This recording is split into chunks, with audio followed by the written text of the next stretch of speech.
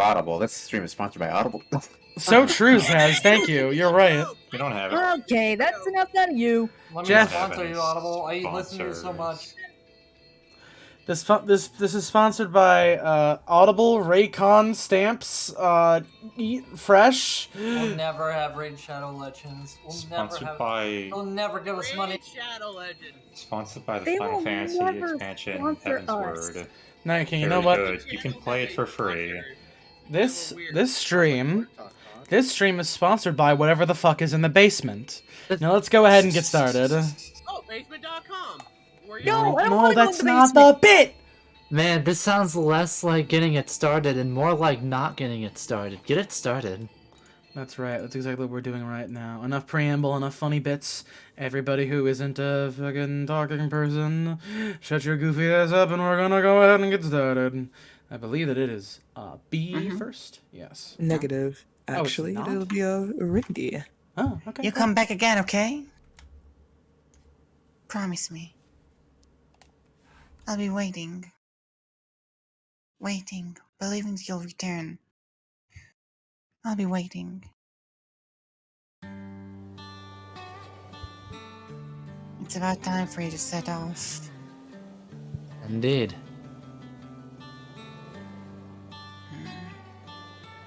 You take care out there. Don't eat anything funny, you're so sick. Got it? I'll be fine. I'm a tough one. The more overconfident you are, the more you'll push yourself and risk getting hurt. Make sure you drink lots and lots of water, okay? Take care not to get heat stroke or sunstroke, okay? You worry too much. Relax, I know how to take care of myself on a ship. I know, but you never know what might happen. I want you to be in good health when I see you again. I will be. I'll probably keep you waiting for a long time again. I'll be waiting. Don't worry about me. I'll be waiting. I promise. I managed to wait a year and a half already, so I can handle this. Come back, okay? You have my word. Thanks. Safe travels. I refuse to believe that he could be dead. I have to find proof that somewhere out there is still alive and well.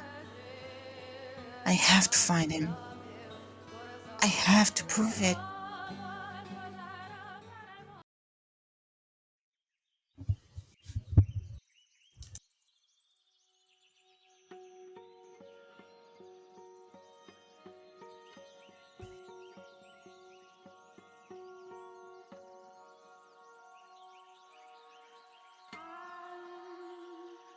We've arrived at our destination, madam. Though I surely wish I could search. I have things to attend to during this day. No, don't worry yourself. I couldn't possibly impose on you any farther. Madam, Pauline, you mustn't put yourself in danger. Should anything happen to you, your mother will be devastated.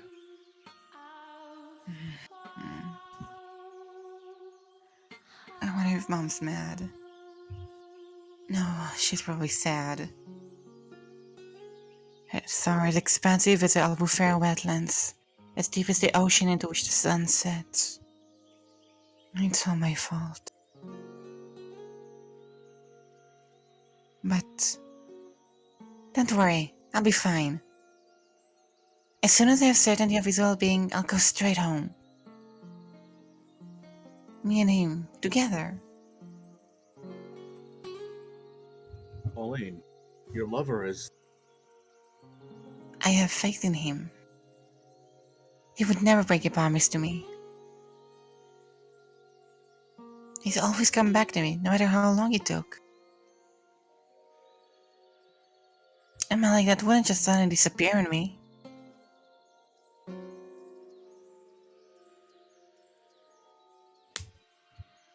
She's made a mistake, and I have to prove it. I have to be the one to do it. Because it will remain gone unless I see it with my own eyes. I wonder who you inherited your stubbornness from. What? Nothing. An acquaintance of mine lives in this village. I shall be staying with him. I'll let him know about you. He should gladly welcome you into his home. Thank you, Orlando. You've been such a big help. Pauline. Hmm? 1 month. Search for 1 month, and if you haven't found it, come home with.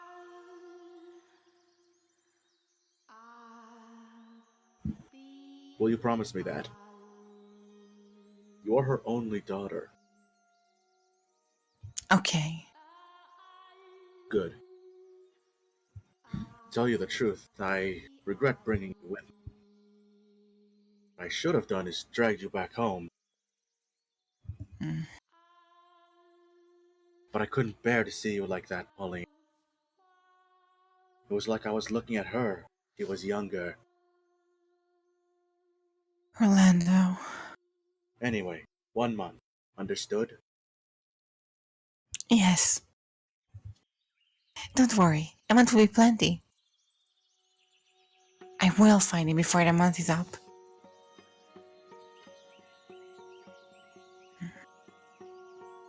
Hmm.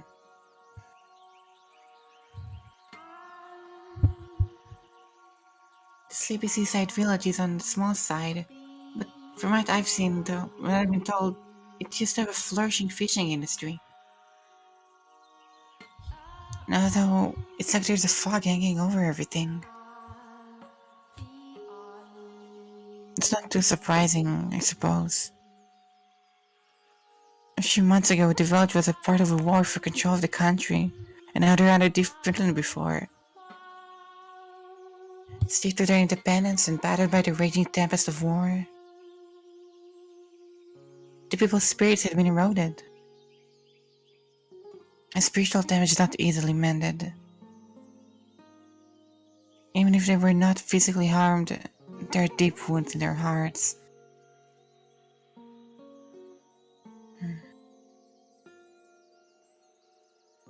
It's a lovely village, though. The breeze feels different than it does back home. But though, I'm sure the people are actually quite friendly and cheerful.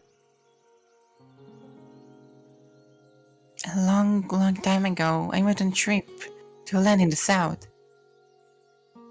This country is quite a bit out of mind, too.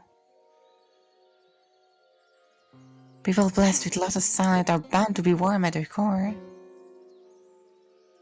Say, Orlando.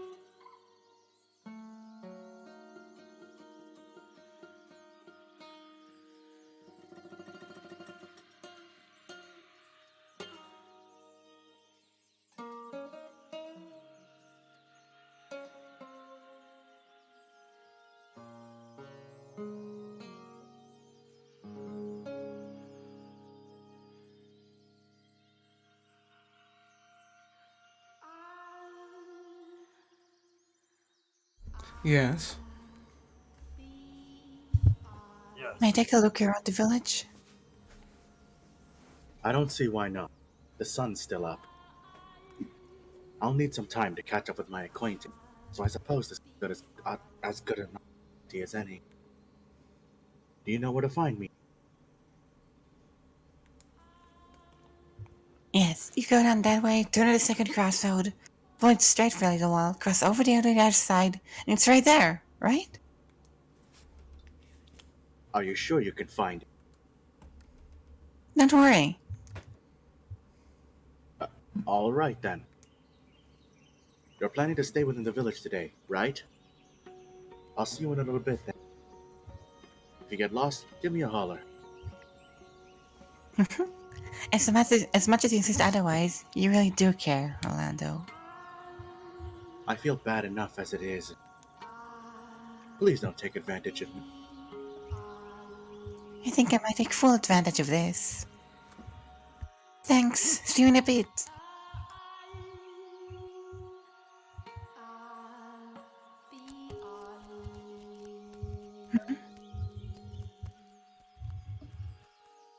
What's he doing out here all alone, I wonder?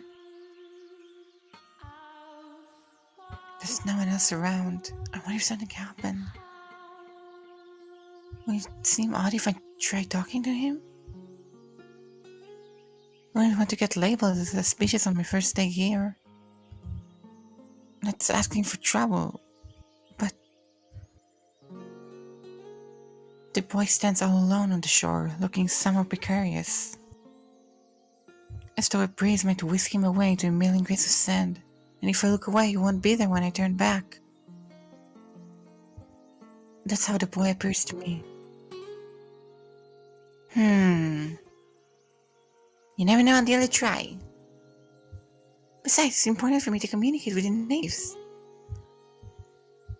I've got to build trust with the people of this village. Let's go. Good afternoon. What are you doing out here all alone, little man?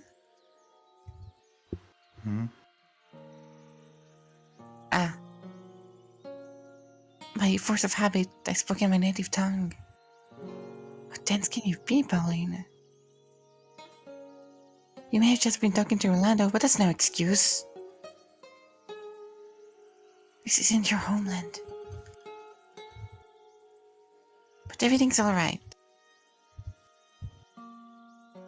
I studied the language, so I should be able to hold a simple conversation. You don't need to be afraid of me. My name is Pauline. I'll be staying in your village for a while.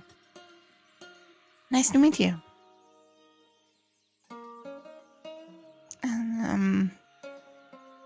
Do you not understand me?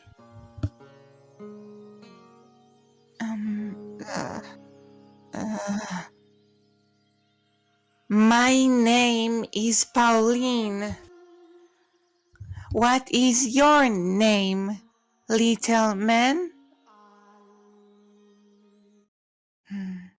Dreadful. What? He just called me dreadful. That's one hell of an accent you've got.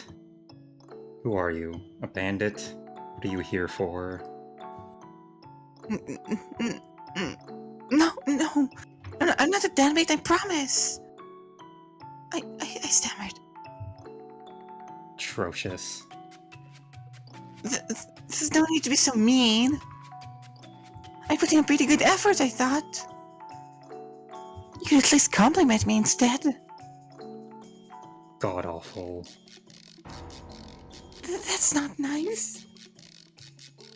What's a foreigner doing in this remote corner of the world? Sightseeing our little village. Sure got a lot of time on your hands. I do not. I'm very busy. You're a little obnoxious, aren't you? You're supposed to treat your elders with respect, you know? Like I give a damn, lady. You're older, but you're acting way more like a kid than me. My name isn't Lady, it's Pauline. Pauline! And? What are you here for? Completely ignore it.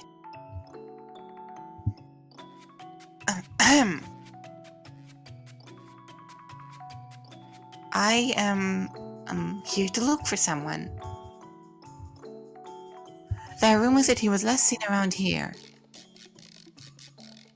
Have you by chance seen any other foreigners around? Hell if I know. Just won't let me in. I've got to befriend him first. Of course he's going to be guarded if I just start throwing questions at him. Alright. So you haven't seen him. Then why don't you tell me about yourself? What are you doing out here? Is that any of your business, lady? Boys out here on the beach all alone. Wouldn't that make you curious? Don't you have any friends?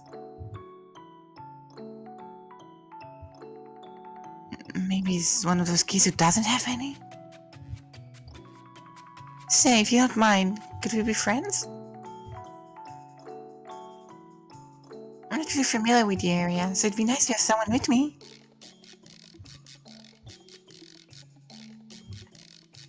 What do you say? Don't need any damn friends. Who the hell would be dumb enough to say, sure, I'll be your friend, to someone they just met? How are you so jaded?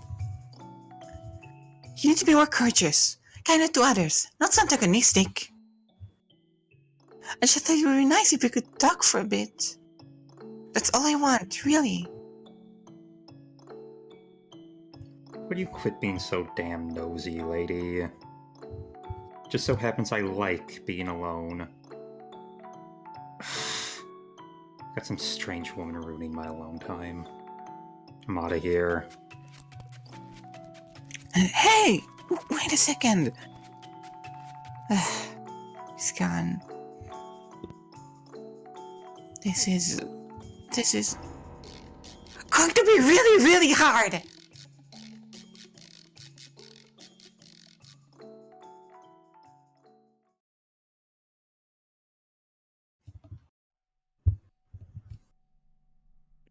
Master? Master? Ah, you've returned to me. You suddenly started staring off into the distance. I was quite startled. Now, let us continue our tale. The mansion's corridor was a horrifically repulsive mess. Splatters of fresh beast blood covered the walls, and there was a repugnant odor. Anyone would have been compelled to avert their eyes at the sight.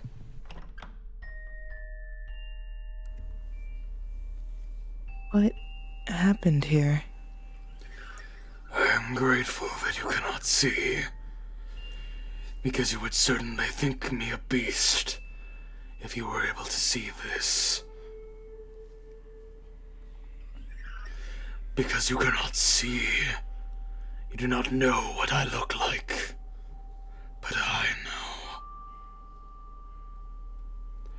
Another beast like me broke into the mansion. Was it? I protected you. Did I not?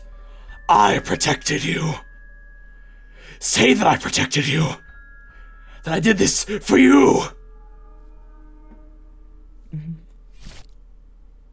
In his hysteria, Bestia tore down the curtains hanging on the hallway window. Blood-stained curtains that reeked of dead beast.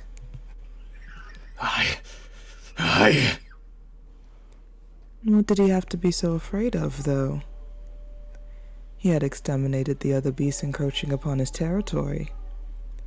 I would have understood if he had puffed out his chest in pride, but far from that, his terror merely intensified.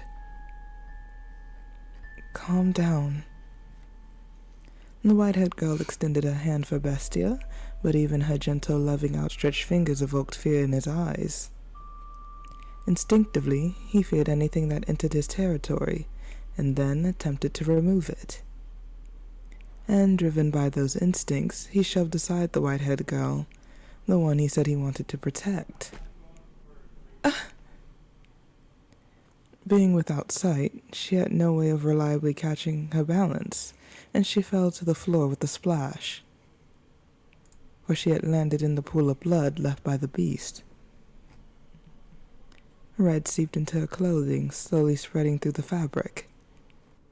At first, it looked like she had fallen into a puddle of fresh, bright dye, but before long, the red darkened into a brownish black. I'm sorry. I didn't know. It's okay. I'm fine.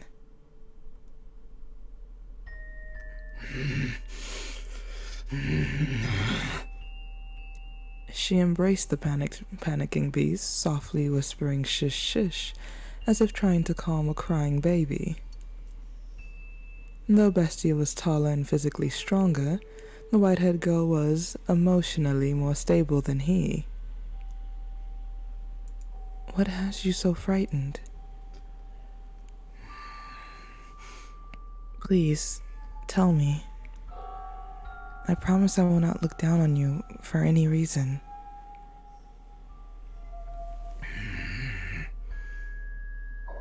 All I want is to free you from the depths of your suffering. Sometimes talking about things can lighten the burden they place on you. We have the ability to use words, both you and me. With language, the gift God bestowed upon man, we can communicate our feelings with one another. It's all right. Don't be afraid. Talk to me, please. Am I a man? You act as though I am a man. No, you treat me like one. I cannot see you as anything else, as I've said before. Only because you cannot see me. You are the only one who says I am a man. You who are without sight. But I was content with that. You treated me like a man. So I felt as though I'd become one. The time I spent with you, I had real peace. I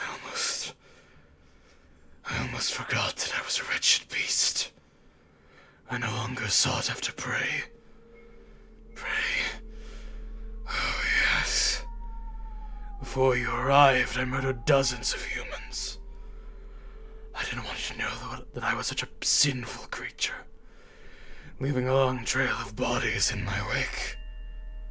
But I thought that if I didn't show them my strength, if I didn't force them into submission, then I would never find peace. I was drunk with power. I took great pleasure in it, in slaughtering people. The fear was so overwhelming that you turned the act of killing into one of gratification. You did it to protect yourself. Are you still not going to condemn me? Taking another's life is wrong. Not only does it rob them of their time on this earth, it inflicts great wounds upon those who care about them.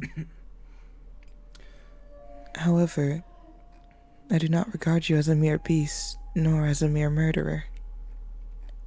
Something made you the way you are. I'm almost certain of it. Something? Tell me about yourself. In your words, from your mouth, tell me.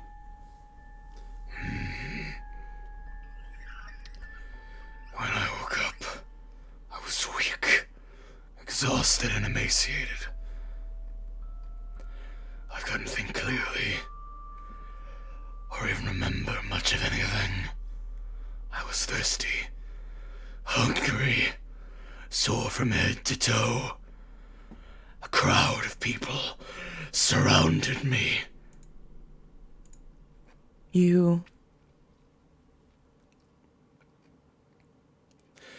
This was a long time Not so long as to be described as long ago, but as far back as my past goes. I sought help from the people around me, but my words did not get through to them. The only thing that came from my mouth were feral howls.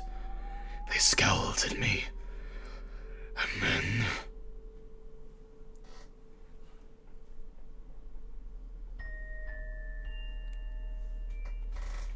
Stinking gross. I have no interest in any more trouble. Oh no. Shall we kill it? Never seen anyone like this before. What is he anyway? Beats me. Bestia by the looks of it. Bestia! Bestia! Bestia. Bestia! I didn't understand what they were saying about me. All I could do was pick out the word bestia. The humans brought sticks and fishing poles, with which they poked and prodded at me. At first, they probably only meant to chase me out. But before long, their actions began to escalate.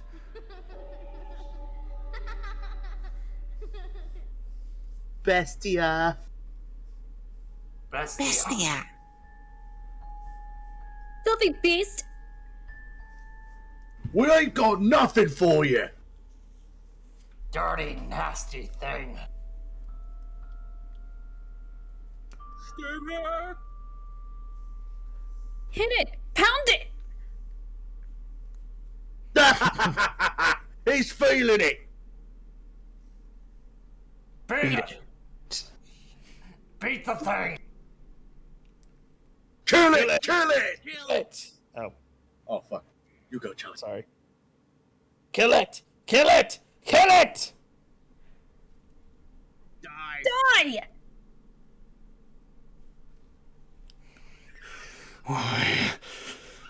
Why should I have to die? I was simply asking for help. If they didn't have food to spare, a glass of water would have been enough. I asked for nothing of them, but some relief from my thirst. But the humans would not hear my pleas. My words reached no one's ears. When they had brought weapons and started chasing me around, attempting to kill me, all I could do anymore was run. And so, as I fled, I saw something.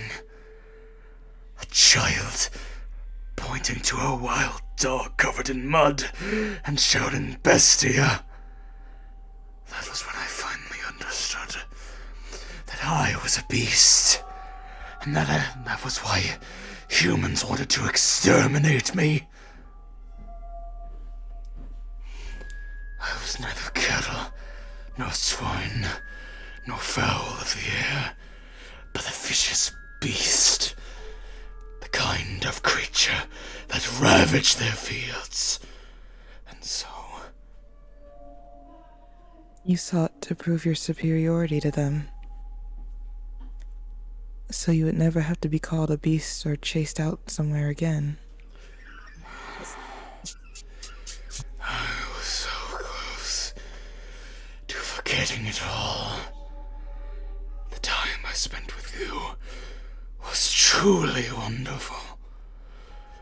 I could forget about people calling me a beast, chasing me around, trying to kill me. I could forget about slaughtering them, painting the walls with their blood. I could forget about everything. It felt like I had actually become a man.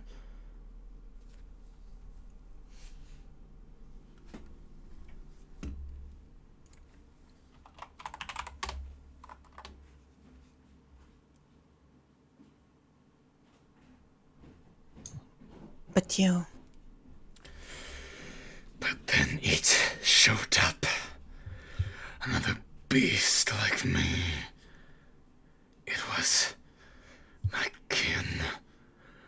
A different individual, though. Built differently than me. I am taller than it was. But it was a beast. And I, too, must be a beast. Regardless, I'll continue to insist you are not, as many times as I must. Should you be troubled by these painful memories and attempt to cause someone harm again, I will be there to remind you of your humanity.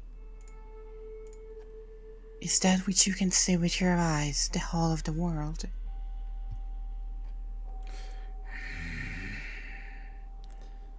I cannot see you, that is correct.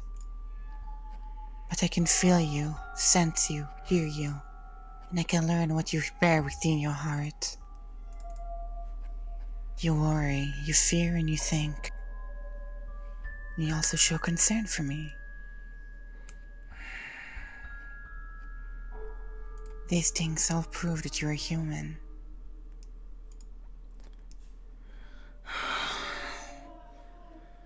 This woman, she really is going to change me. If I remain with her, I can become a man. It might be no more than an illusion, but with her near, it can become my reality. Have you calmed yourself down some?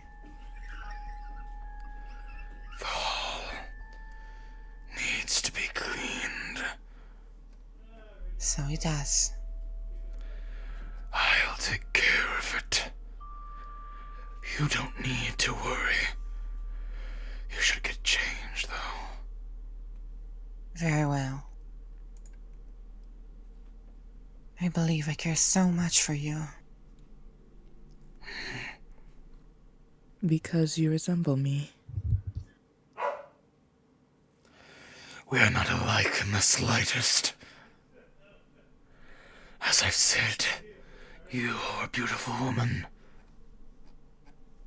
You may compliment my appearance, but no one else ever did. I've been labeled a witch because of my eyes and hair color. My eyes, they're red. A beautiful shade of red indeed.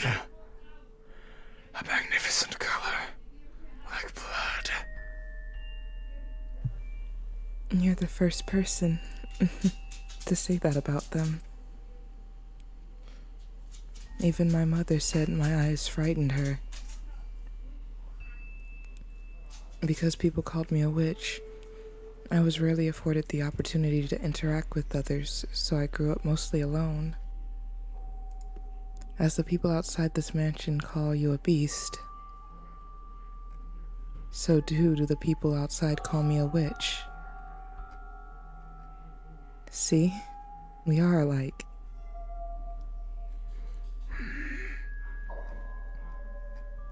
Do I look like a witch to you? No. You're a beautiful, compassionate human woman. And you are a human man, even if you don't believe it yourself.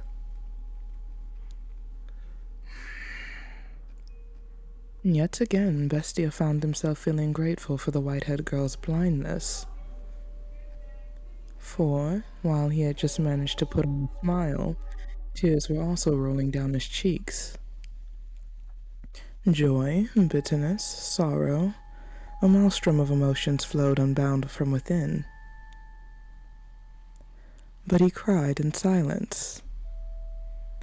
Bestia shed his tears discreetly, so as to not allow the white-haired girl to notice. He looked down upon the floor. A single corpse lay there, and no matter how hard he tried, he could not see it as anything other than a beast. a beast that looked just like him.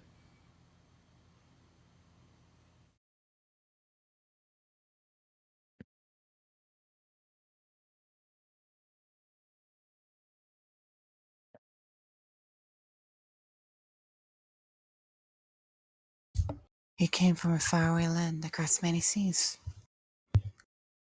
There was never any guarantee. Just we should see each other again. But I still believed that no matter how great the ocean had divided us, we were bound by our love. The only thing that needed to stand between us was physical distance.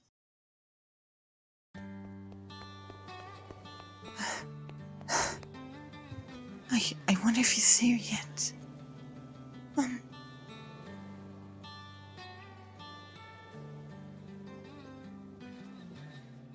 Oh, wait.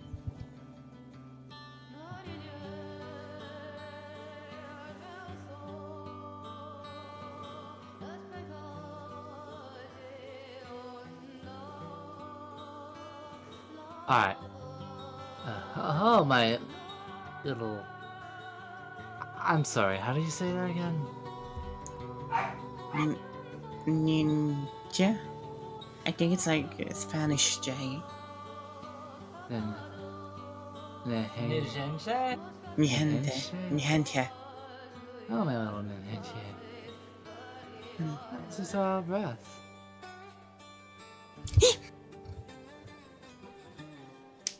Ninja. Don't scare me like that.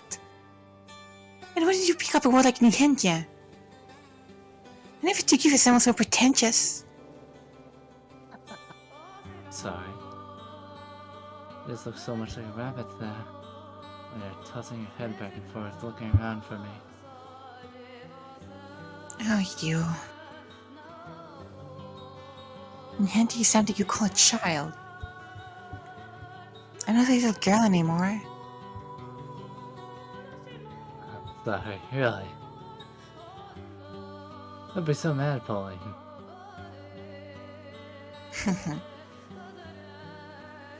I'm not mad at all. It's been a year and a half. We finally get to see each other again. And now we do. Did you have any trouble out at sea?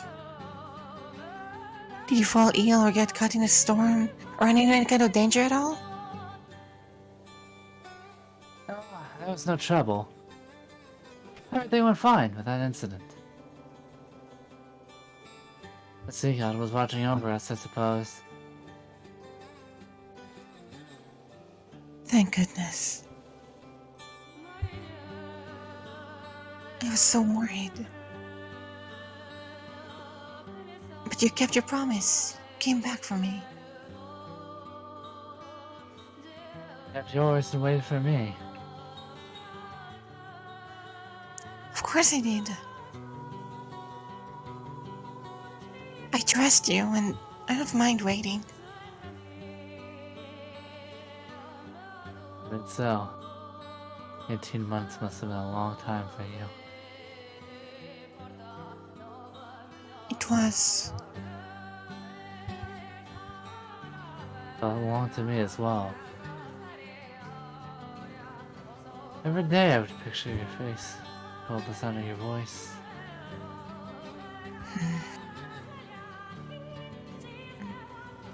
But over time I began to lose surety.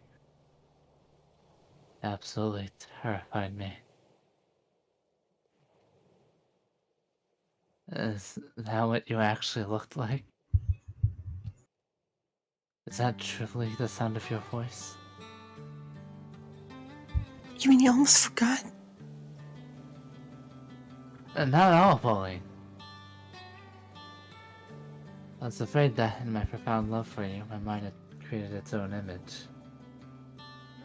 But perhaps my adoration had grown so strong, it turned you into a transcendent beauty like Cleopatra herself. You must have had some unseemly friends. You were never this much of a sweet talker. I bet you're disappointed, though. Look at me, a homely woman you can find anywhere. For some reason, I find myself in a teasing mood. Please have mercy, or I am liable to lose your affection. I'm trying to say is that being here with the real you, putting my hands in yours and listening to you speak and seeing you be, well, you, Pauline, is so much more wondrous than anything I had imagined. Right now, I'm feeling stronger than ever.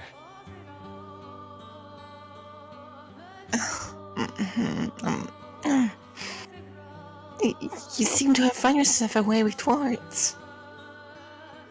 I imagine you had plenty of time to practice on other women. Goodness, you fiend. Fiend? That's not terribly convincing with your cheeks the color of wine. They're not? God. Hey, now, don't throw a fit. The only one who can put me in such high spirits with a few simple words. Huh? Did you say something? Who, me? Nah, not a thing. Say, since you're finally back, how about we take a walk around town? You've taken care of all your work for the time being, right? So you can spare some time for me? Absolutely, Pauline. As much as time allows, I will spend it with you.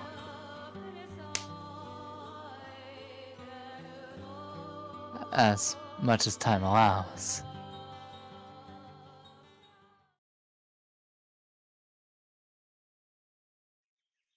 There's still no trace of him. It's been a week and I found nothing. Considering my time, I mean, that needs to change fast. But... excuse me, have you seen this man? This is a drawing of what he looks like. Sorry, never. Even the smallest piece of information helps. If you've heard about anyone who might have seen him... I said I haven't seen him, so I don't know what to tell you. Oh, fuck. You've already committed, keep it. Fine. I'm a busy woman. Would you mind moving aside? Sorry. I was told that my lover lost his life on work. But I don't believe it. They haven't shown me a body, so the information has to be in error. I have to be the one to find him, to prove he's still alive. I have to follow his tracks. I've heard word that remnants of his sheep drifted ashore near this village. So if he survived, he must be somewhere nearby. I'm certain of it, but I haven't been able to find any information of the sort. The villagers aren't being very cooperative. They're all just as reserved as the day I arrived. Rather, I get the feeling that they want to stay as far away from me, as far away from trouble as they can. No matter what I ask, I can't get a straight answer from anyone. Everyone's still closed off because of the war, I guess. I don't have time for people to be glum, though.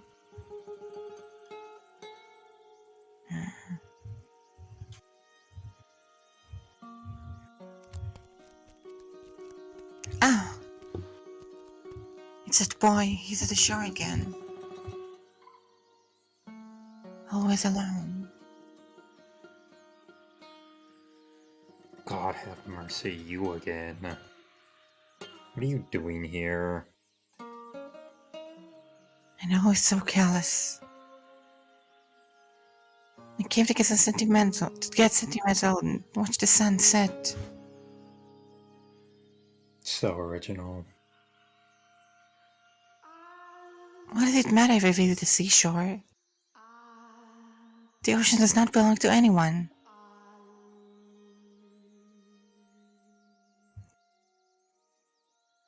If I'm such a bother, then you're free to leave like last time.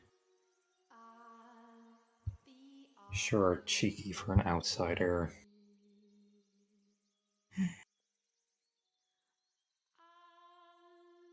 How the rest of the village isn't being all that cooperative. Nope. This place is like now, closed off. It's not kind to outsiders.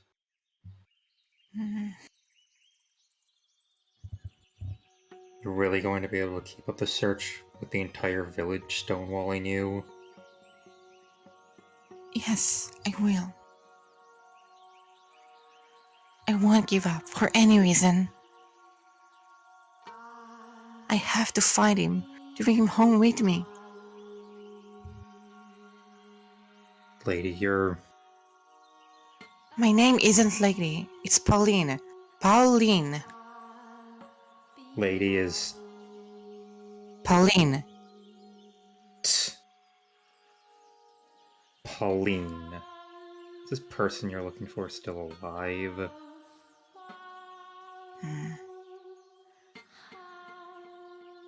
He is. He has to be.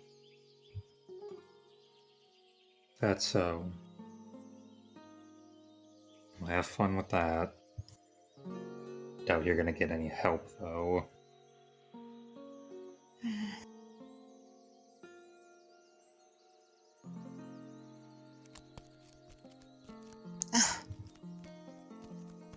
You really left.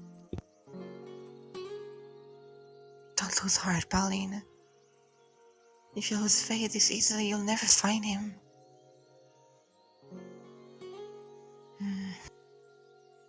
He's alive, isn't he? He is alive. I have faith. I believe. Oh, I thought you left. Take it. Ruining the scenery, pacing around on the beach. Is this an orange? They grow pretty larger, huh? Yeah, the oranges around these parts are pretty good. People used to come here just to buy them, in fact. And you want to get one just for me? Just want to get rid of you. Once you finish that, get lost. Alright? Thanks, I appreciate it. You're not so bad after all. Like I said, this isn't me being nice or anything. Oh, there you go again. Yeah, I got you all figured out, little man. You're actually a very sweet boy. And you were really trying to cheer me up, weren't you? Javi. I believe it's Javi. Javi? What? My name. It's not little man. It's Javi. Alright then. Javier it is. No, not Javier. Just Javi. I don't see what the big deal is, but okay. Say, Javi, I really think we should be friends. What? Come on, let's be friends. Don't say you don't need any. You can make me friend number one.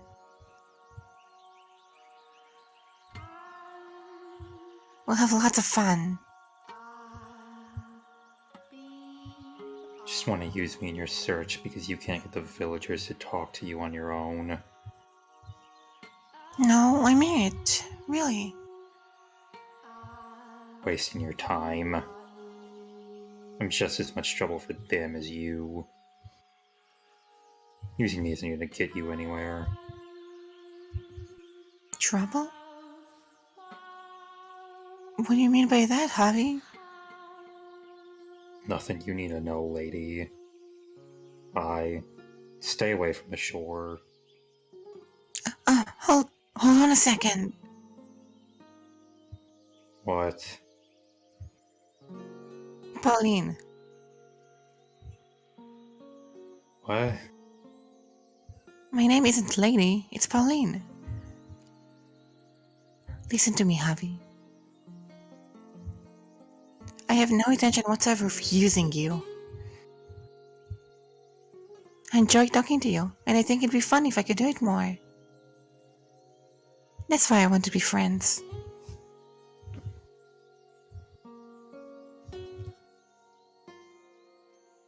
I can find you here at the beach, right? I'll be back, Javi. You won't change my mind. I will make you my friend, Javi. What the hell, lady? Did you hear a word I said? I don't need any damn friends. Stay away from the beach. Nope. You will be my friend.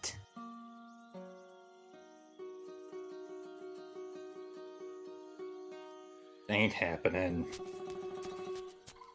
Wait, Javi. See you again. I'm not kidding. I will come back.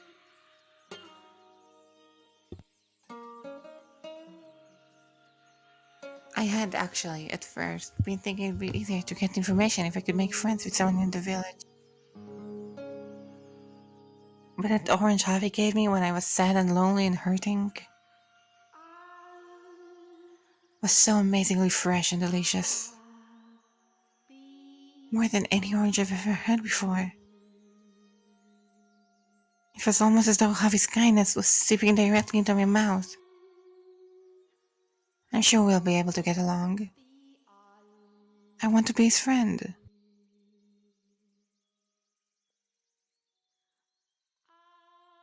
Time is the only thing moving forward on my search. Some days I would ask my mom's friend, Rolando, to accompany me on trips outside the village. But no matter where I go, I just hear the same thing. The view of the ocean always keeps me from getting too dejected. It's an unimaginably huge chasm that keeps us apart. But at the same time, there's something beautiful about the way the sea encompasses the entire world. The emerald expanse. It simultaneously robs me of him and soothes my heart with its stunning brilliance. Perhaps I feel such awe and admiration for it because I was born along the seaside.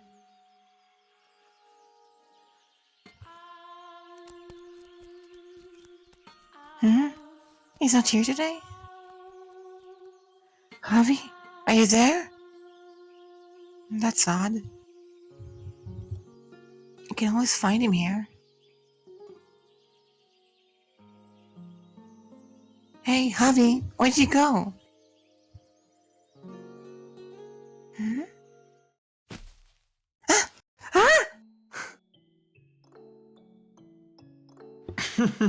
Can't believe you fell for that.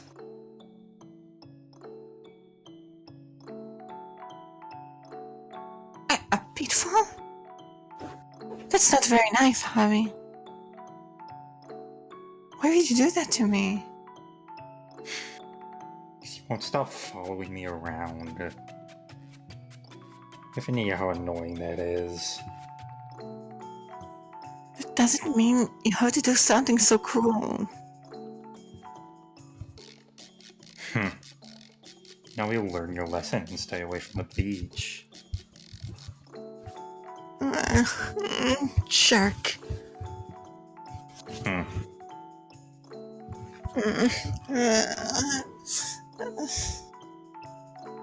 Hey,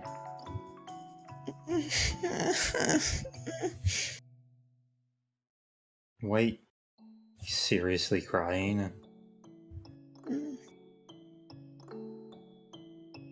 Hey, don't cry. Just kidding. I'm not crying. What? Come on, you were faking? Tricked me? You played the first mean prank, Javi. You really scared me there. Kept telling you to stay away. It's your fault for constantly refusing to listen. Surprised you haven't gotten bored yet. Just have a lot of time on your hands. I most certainly do not have a lot of time. My deadline for how long I can be here is quickly approaching. That just get depressed if I spend all the time searching.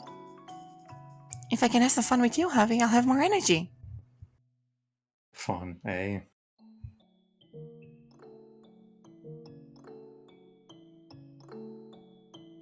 So you still haven't found him?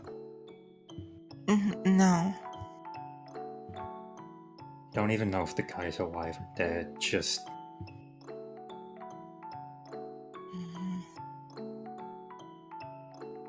Get it? I'm out of here. Hold on for a sec. Ow! Hmm? Oh. Come on, you're not gonna fool me again. No, I'm not joking around. I really...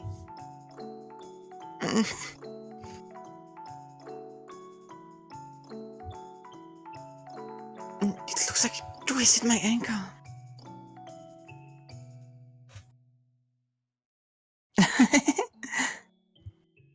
But I'll be just fine. Don't worry about me. Wait there. Huh?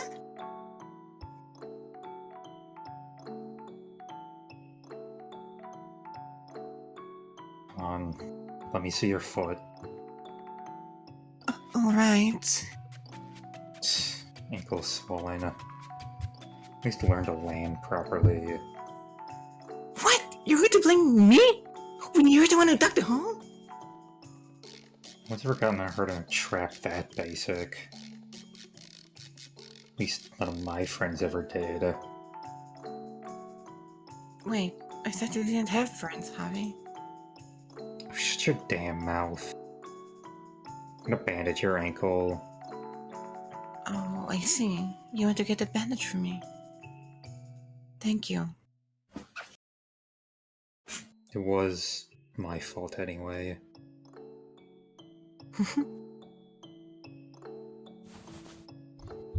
Pop it out for a real bandage when you can. I'm sure your acquaintance has some. Really? It looks just fine to me. This filthy thing isn't suitable for someone like you, lady. Pauline. Quit that. What do you mean not suitable? Do I have to explain everything? You're from a pretty well-off country, aren't you, Pauline?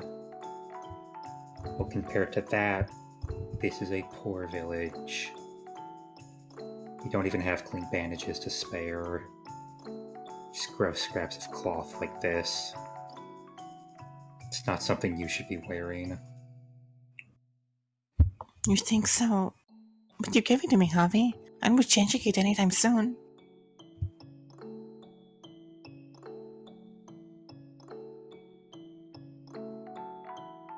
Tell me, Javi, do you not like this village?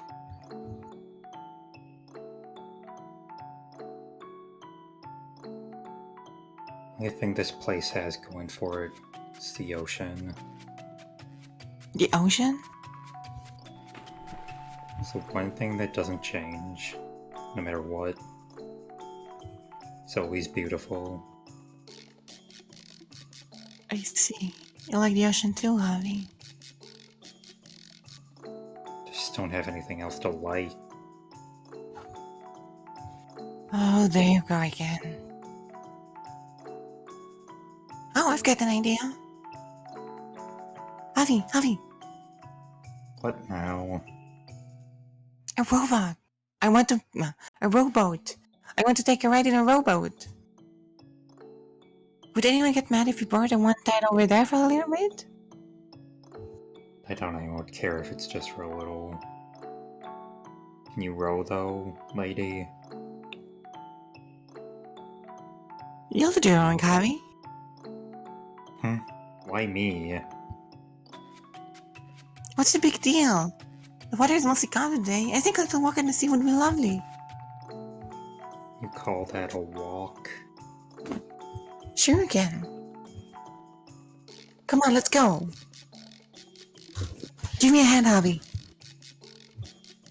God, one cheeky outsider.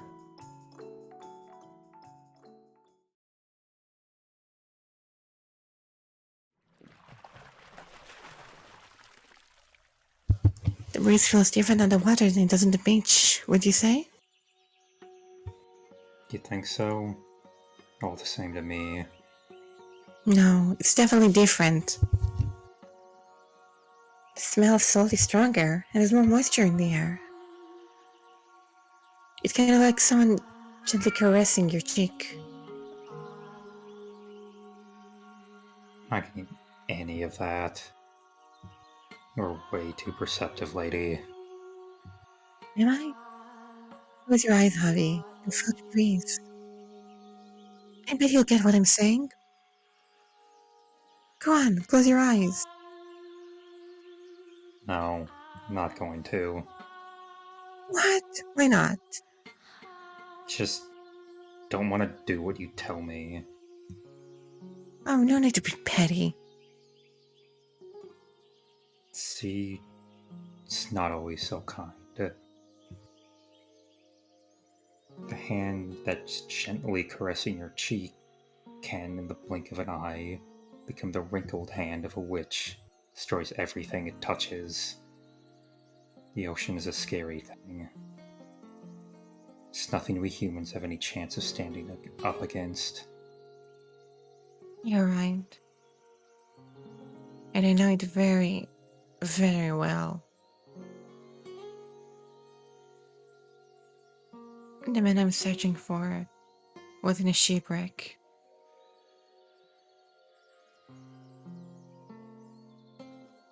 I was told it killed him, but I refuse to believe we were just leaving behind like that. Sometimes, on a whim, the really witch might have mercy. So sure about that. I trust in the sea's gentleness. I don't think it's all scary. This soft breeze, these calm waves. They saved him, I'm sure of it. He'll have the ocean too, you know. He was always looking far in the distance across the water. His head held high, a stern, unwavering look in his eyes.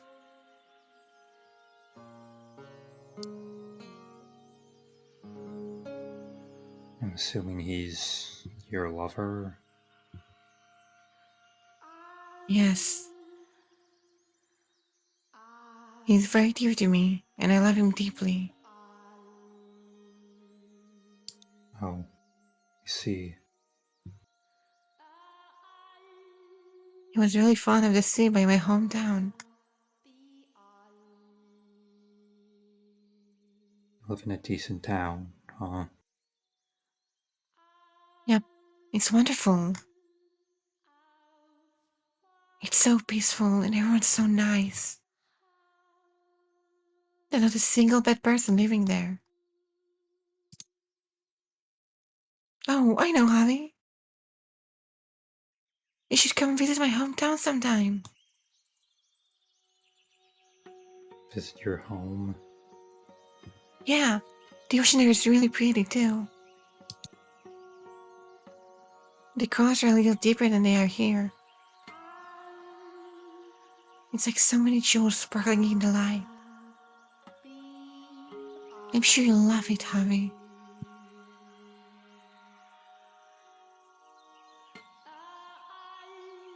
I'd love for you to come and visit. We can go see all sorts of things. There's this shop that sells great ham sandwiches. I don't have the money for a trip. Maybe not now, but you could in the future. Or if you're interested at all. I could ask Orlando to bring you back with us, Javi. If you don't want to stay here, that is. Along with the guy you're looking for. Yep, I'm sure he'd be happy to have you along.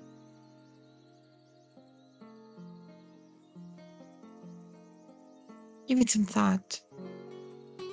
You would enjoy it, I'm sure. You sound like a child. Huh? I mean, I doubt I could even get permission to leave.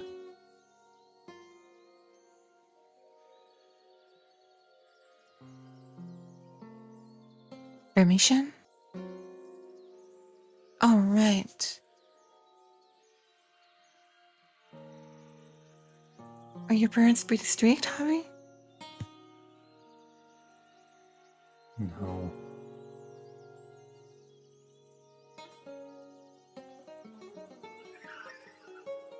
They're dead. Both my mom and dad. Huh? They were murdered. So I'm staying with an acquaintance. Try to work me like a horse, though. So we sneak out here when I get the chance. Is it in the war? War? What are you talking about, lady? Huh? Wasn't his country involved in a war not too long ago? It was a war, yes. No soldiers ever reached this village. Then why would they be killed? It was the beast. The beast? Yes, the beast. He showed up one day and destroyed everything. Peace, my family, my friends, merchants and travelers visit the village. Everyone, everything. He slaughtered everything, and then he disappeared. That man, that bestia, destroyed everything. He's a murderous beast. The whole village is terrified of him. They go through their days like lifeless dolls, enveloped in a storm cloud of terror. Bestia. Murderous beast. So the Green Mare hanging in the village isn't because of the war?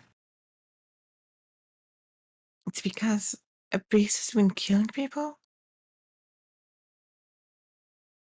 Beast. Why would... But... Hey, Javi. It said there were merchants and travelers visiting the village. Can you describe them for me? There were all sorts. One who stopped by the road to somewhere else. An international trader on his way to purchase goods.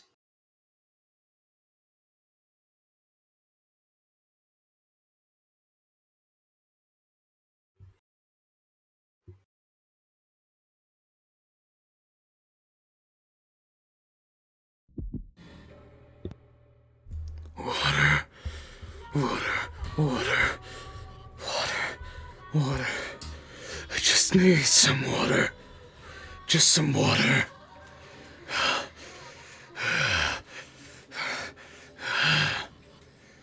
Will they attack me again?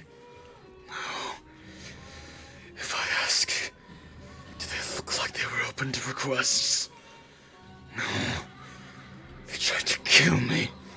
They almost killed me. hands of me that did more than that. Olives and knives and sticks and I don't know. Things I didn't even recognize. They hit me with them.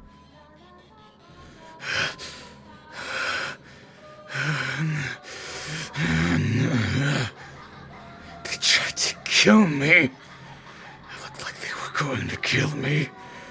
I almost died. I'm on the verge of death even now. My throat is sore. It hurts. No, I don't feel pain anymore. It burns. Does it burn? I don't know. I don't know. I don't know. I don't know. I don't know anything. I'm so thirsty. Water. I just need water. But they not even give me any water. Why? Why not? Because I'm a bestia.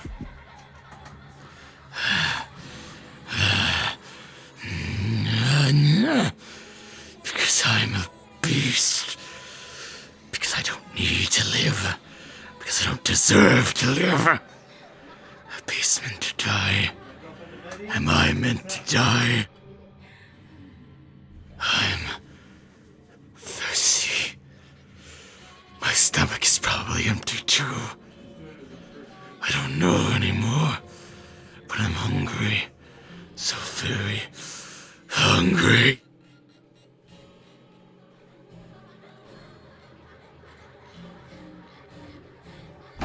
I can't take it. I can't take it. I can't take it. I can't take it. I can't take it. I can't. I can't take it.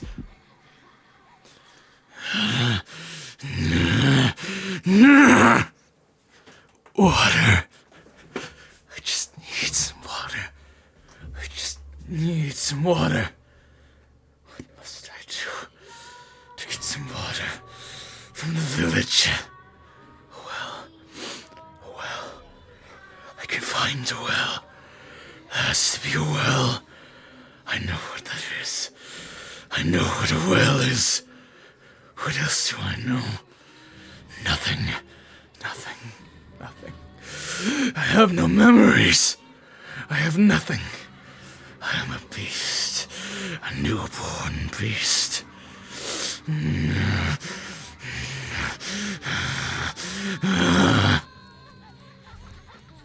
What is this?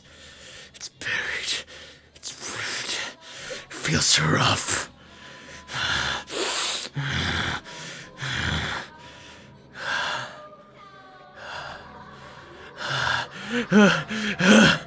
There was something. There is something. Something I know.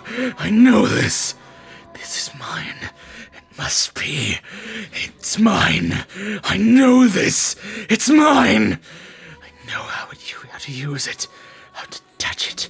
How to hold it. How to swing it. I know. I know what this is. What to do with it. What it's for.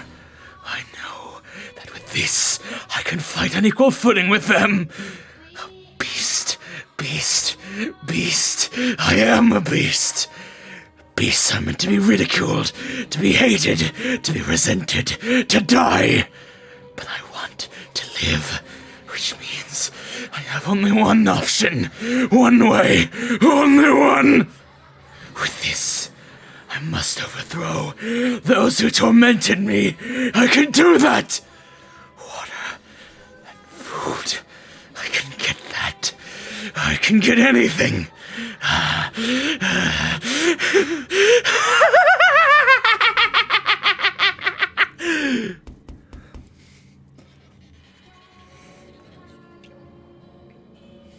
Who could that be at this time of night? Who's there? You shouldn't answer it. It's probably a beggar or something. These are dangerous times. You're right. How unpleasant a world we live in, and we should have to fear for our lives in this little village. Unpleasant indeed. I hope things go back to how they used to be soon enough. Gosh, Just don't give up. Who's there? You're not coming in without identifying yourself.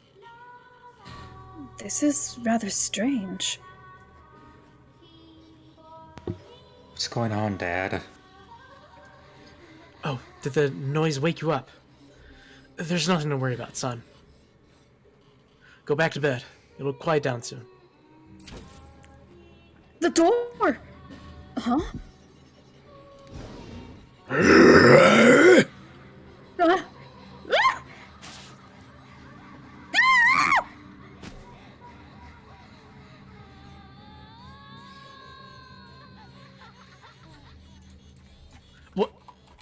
What's...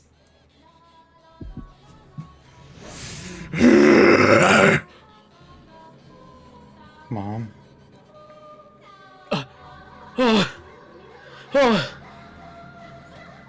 Javi! Look away! Why is the beast... Yeah.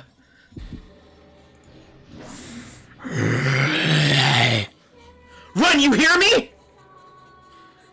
Go out, the back door, and let everyone know. Shout as loud as you... What is this? What's going on? Why is there blood? Why? It can't be. How did... Why? Why? Mom? Dad?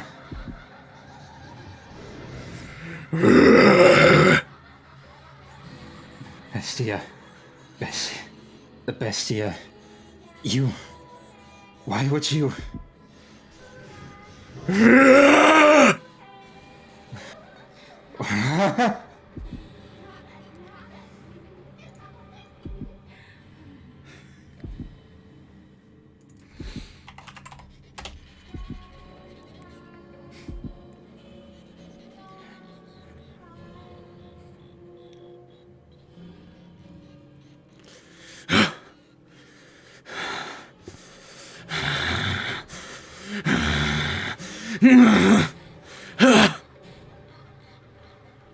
What's the matter? You sound like you're in pain. Would you like me to fetch you some water? Water? Don't touch me! Keep your hands off of me! Not a particularly restful sleep, I take it. You... Where are you hiding? Why did you disappear? You were always around before! Show yourself! Show yourself immediately! Where are you? Show yourself! And if I did, what would you do then? Kill me? You thirst for blood. To instill fear. To live. In the face of your desires, others' lives are meaningless. That's the kind of man you are. Or do you intend to pretend that you never did anything of the sort? Shut up! Shut up! Shut up! I couldn't help it! If I wanted to live, I didn't want to die! Yes, yes, indeed. That's the kind of man you are. You'll kill for your own sake. You'll kill a child's mother and father as he stands there watching. They tried to kill me first! All of them! The entire village! Calm yourself. Who are you speaking to? Please get a hold of yourself. Silence! Stop talking! Keep your hands off of me! I'll kill you too! I'm a beast who will kill anyone! Calm down. It's alright. Everything's alright. It's alright. I'm a beast. Beast kill. It's who I kill.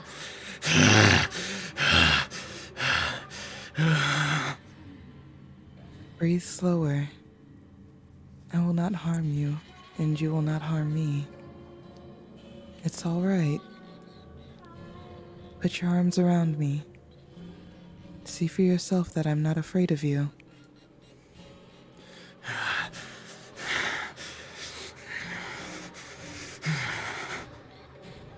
This is brilliant. What are you clinging on to this woman for? Is that the only way you can maintain your grip on yourself? It would be so much easier if you simply accepted the fact that you're a beast. You've always been one, haven't you? Can a beast cultivate love like a human? Weep in sorrow like a human? No, they cannot. It's utterly ridiculous. Shut up. Shut up. Shut up! It's all right. I'm right here. I'm right here.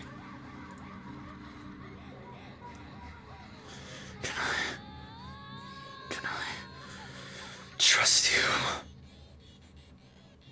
Of course. This little facade will be over soon enough. It will end at that woman's hands. Because that's what she's here for. To crush your soul into tiny pieces.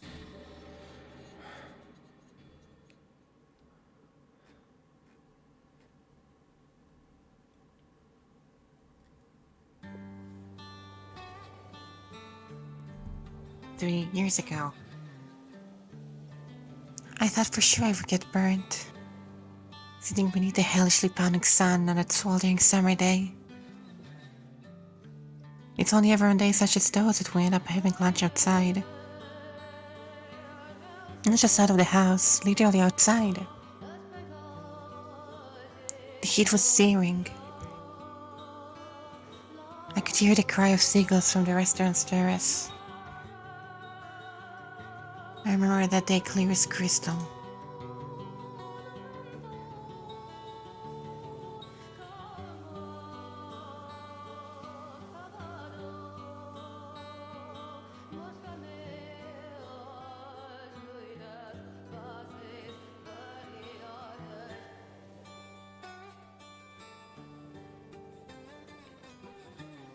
What's going on with the mute button? Okay, there we go.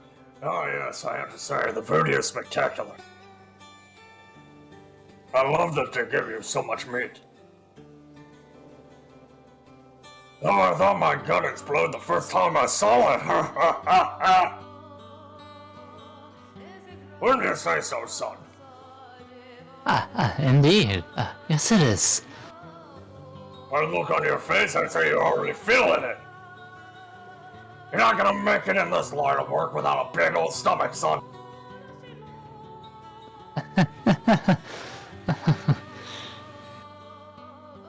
I'm a huge fan of this country's food. One taste and you'll never forget it. I'd like to bring the entire cuisine back with me if I could. This is the first time we've seen you in how long, and you're talking about food? Ugh. The first thing you asked when you arrived was, is this the restaurant by the sea still open, for goodness sake? Is your heart made out of stone? What? Would you prefer we discuss the mundane? Why don't we talk about the market developments in our spices industry inventory? That's not what I meant.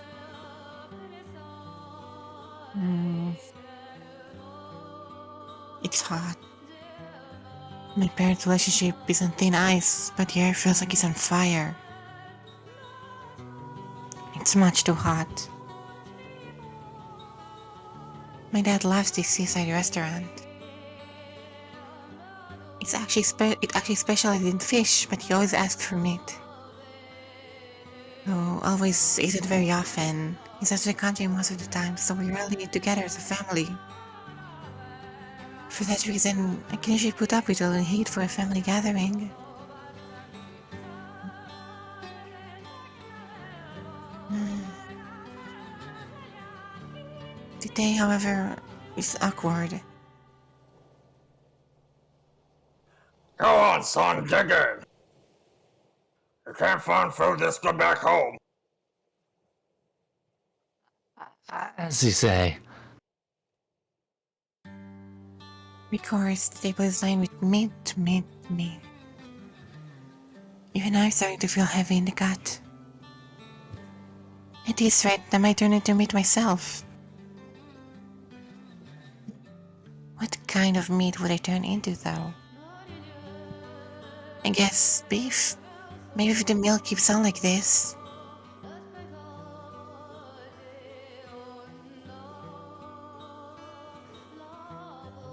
Just how much food are you planning to order? I can't believe you. Why did I ever marry you? Come now, we're out of the family. You could stand to be a little more pleasant. And who do you think is making me unpleasant? No. No.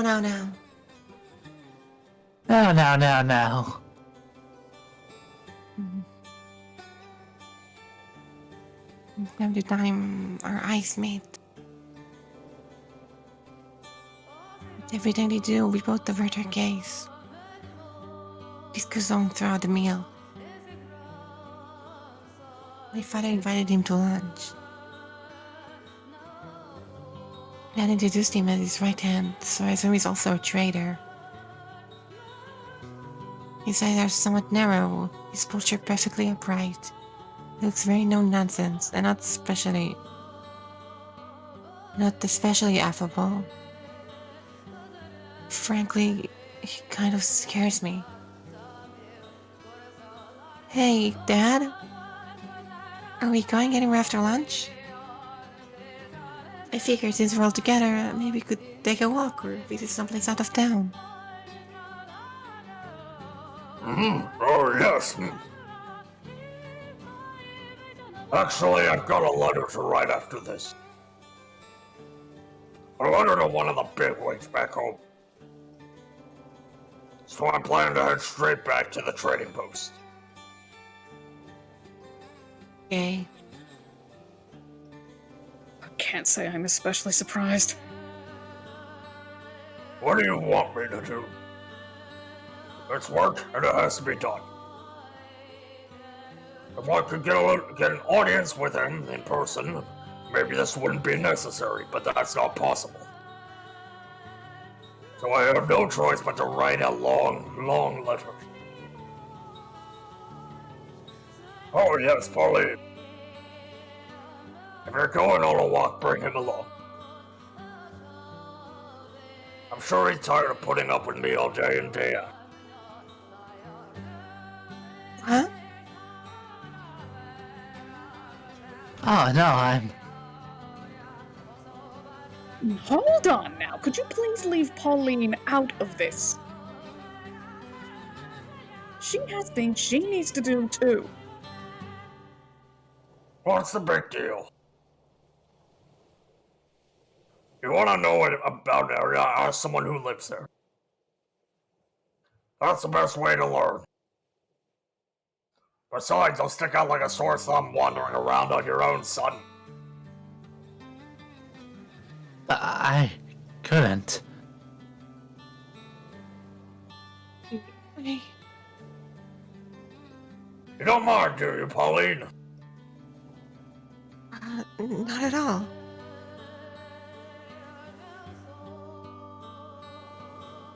God, you are the most inconsiderate man. Mom says Valentina whispers to me. Listen to me. Do not let your guard down around a foreign man. My father is, as a matter of fact, a foreigner. But the man they brought to lunch is from the same country.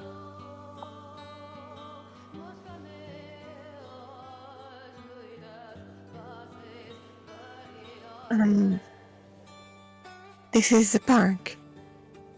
Indeed it is. It is a park.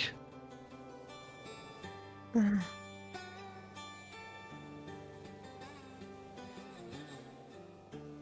My assignment to show these men around town is, to be honest, going quite horribly. This is a park. No, just no. Could you come up with anything better, Pauline? I don't know anything about the history of this park. In fact, I don't know much of anything about this town's history. I just sort of walk around every day, not really paying it much of mind. Wouldn't someone more knowledgeable make a better guide? I can't do it. Don't ask this of me. Also, he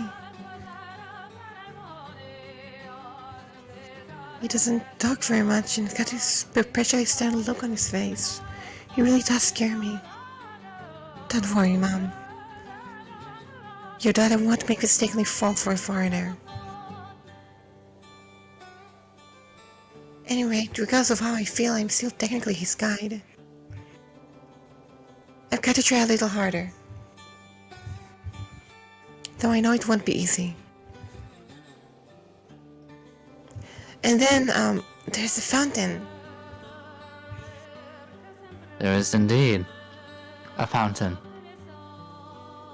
There's a fountain. Again, no, seriously, Pauline, he has eyes. I'm sorry, I'm not much of a guide. Maybe my dad could show you around instead. No, don't worry about it. I think you're doing just fine. In fact, I'm sorry you got roped into all of this. I doubt you much enjoy having to walk around town beside, someone like me. What? No, that's not it at all. Oh, is that so? I'm glad to hear it. Here's an idea. Rather than guide me, how about this? Why don't you show me what you usually do? The places you normally go. You really want to see that? Do you really want to see that? I'd prefer to see the town through the eyes of a resident. To see it for what it is instead of what makes good sightseeing. Alright then. I often get ham sandwiches from the shops near here. Having lunch on the wall by the fountain is the most wonderful thing. Look over there, see the butcher shop? And the bakery next to it? I buy bread from the bakery, bring it to the butcher, get a few slices of ham and put it on the bread. It's absolutely to die for.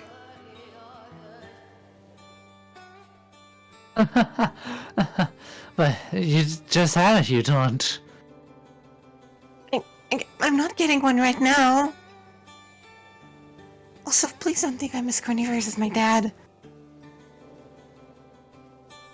Sorry, I didn't mean to imply such a thing.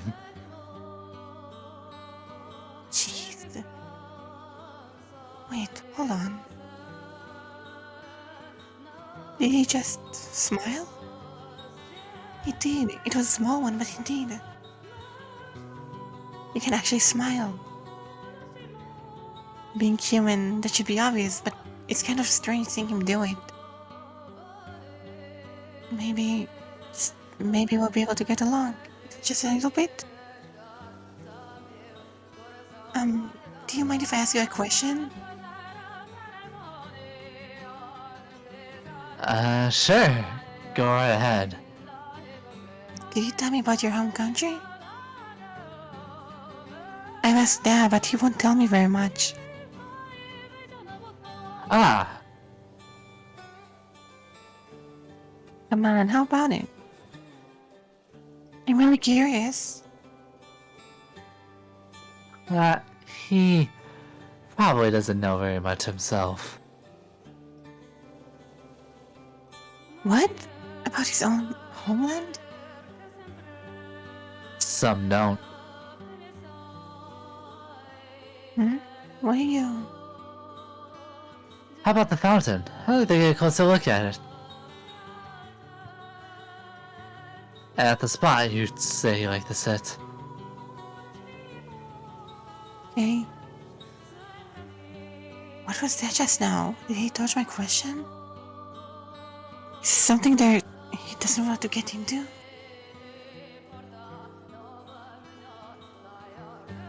From this angle, it looks like the fountain's sitting atop the ocean.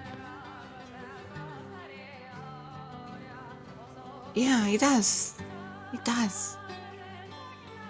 If you want, we can go to the beach. It's a straight walk from here. Oh, I like this view. It seems pretty color here. You can see clearly the white of the fountain. Slow down, Mr. Speedrunner. You can see the you can clearly see the white of the fountain upon it. Is this a different color than the fountain? It is. In fact, the sea is often changing colors itself, but out on the water, it can be easy to overlook. It can be the color of emeralds, or deep blue like sapphire, or almost black like obsidian. The sea has a face, and with it, many expressions. I'd like to see that. Maybe I'll ask Dad and get him to take me out on the ship. I have quite the adventurous spirit. Not many women say they want to ride a ship. You think? I want to go everywhere I haven't been before. I want to see for myself that the world extends beyond this town. Ah, that's a fine ambition. Hopefully the time will come when anyone can have access to a ship with relative ease. She smiles quite a bit, I guess. And you seem to be talking very comfortably too. He's a lot more friendly than he looks. He appears almost noble, the way he looks out at the sea. His gaze steadfast and unwavering. Oh dear, that was close. He almost deceived me.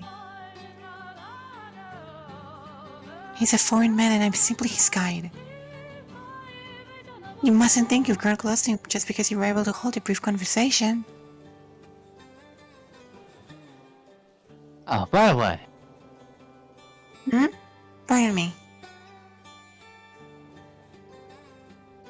That outfit you're wearing. Want this? Oh yes, this was splendid. My dad brought it back for me. It's of a peculiar design with unusual accessories. The moment I sight of it, oh my. Oh my, I said. It's so pretty. I want to show it off to everyone.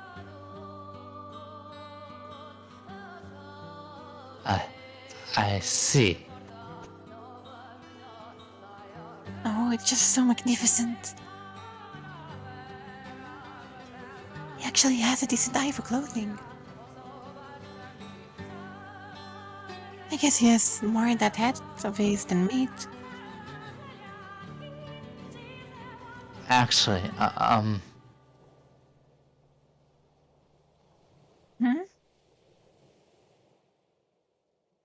I brought back that outfit. Huh? When I heard I was going to be my boss's daughter. I thought it would be best if I brought some kind of gift. So I had to tailor and imitate the style of my homeland. I'm delighted it's to your liking.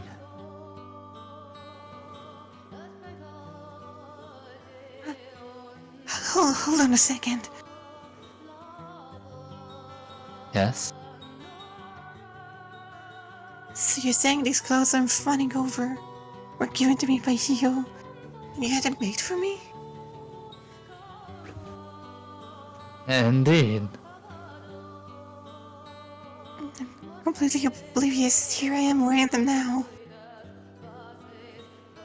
More precisely, you've been wearing them since lunch.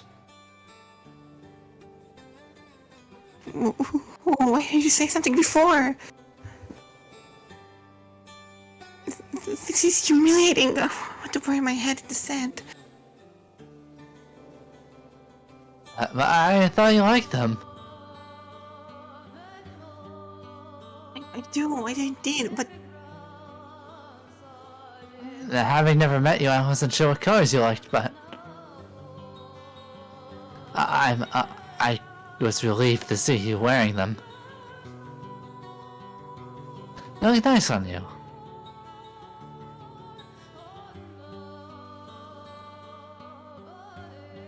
He says with a smile.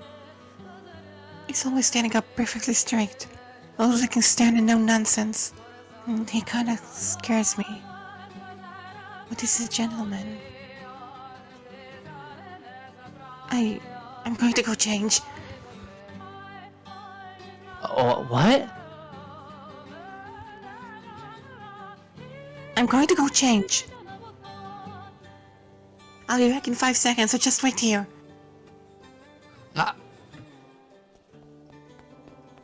5 seconds is infeasible. Oh God, help me, Mom. I really, really need your help. Because my heart just skipped a beat.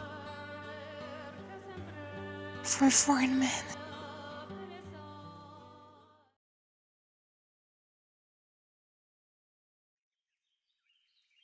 Oh, is that so? Very well then. Oh no, thank you for the information. I really appreciate it. And don't worry about me, I'll keep safe. Goodbye.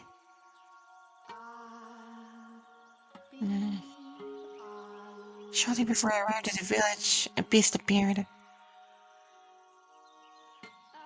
It killed a number of villagers and then disappeared. Ever since then, the village hasn't been itself.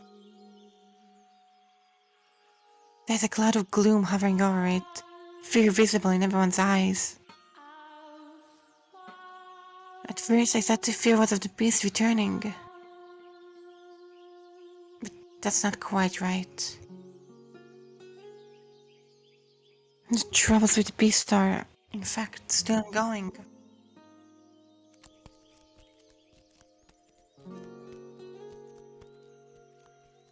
Honey.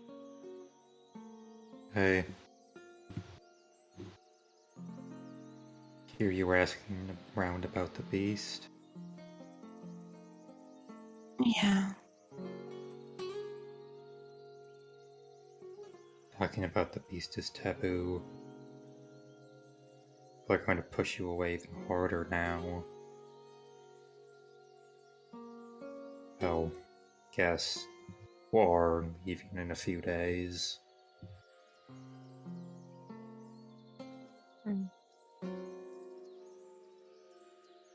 People going missing. Your beast problem is still going on, isn't it?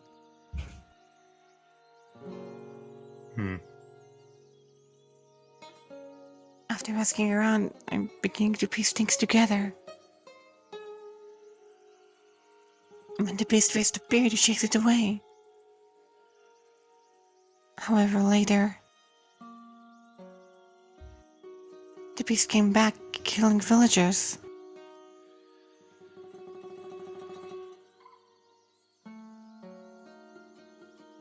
After that, the beast disappeared, but villagers began disappearing too. Once a week, someone would just be gone. And even as the weeks passed, none of them had ever returned.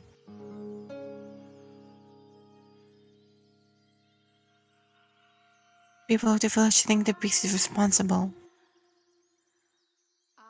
They think it's kidnapping villagers.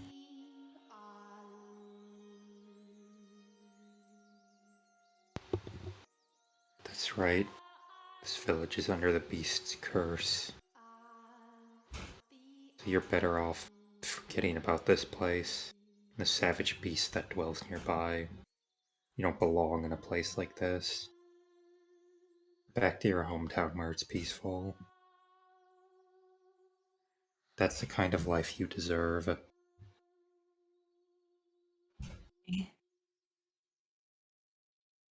What? I want you to be honest with me about something. Where does... I won't tell you. Why not? You told me that you would know where the beast is, Javi.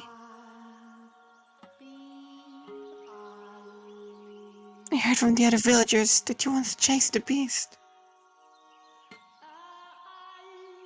Sure you didn't mishear him? No, I'm positive. You know where the beast ran off to, where its hideaway is. You chased after it, found its den. And then you came back. That's what I heard. Didn't you?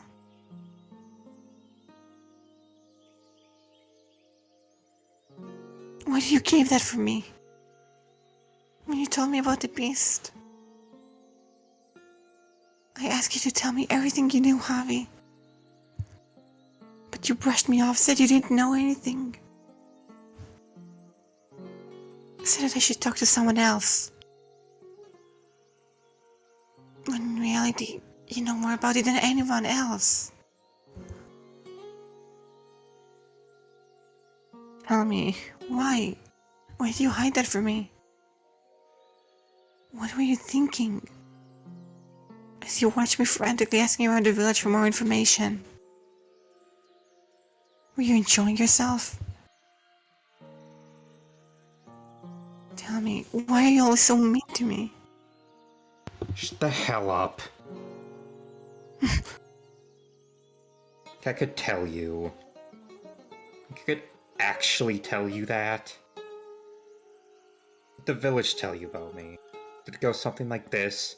That the kid couldn't even take revenge for his parents? That he's a damn coward?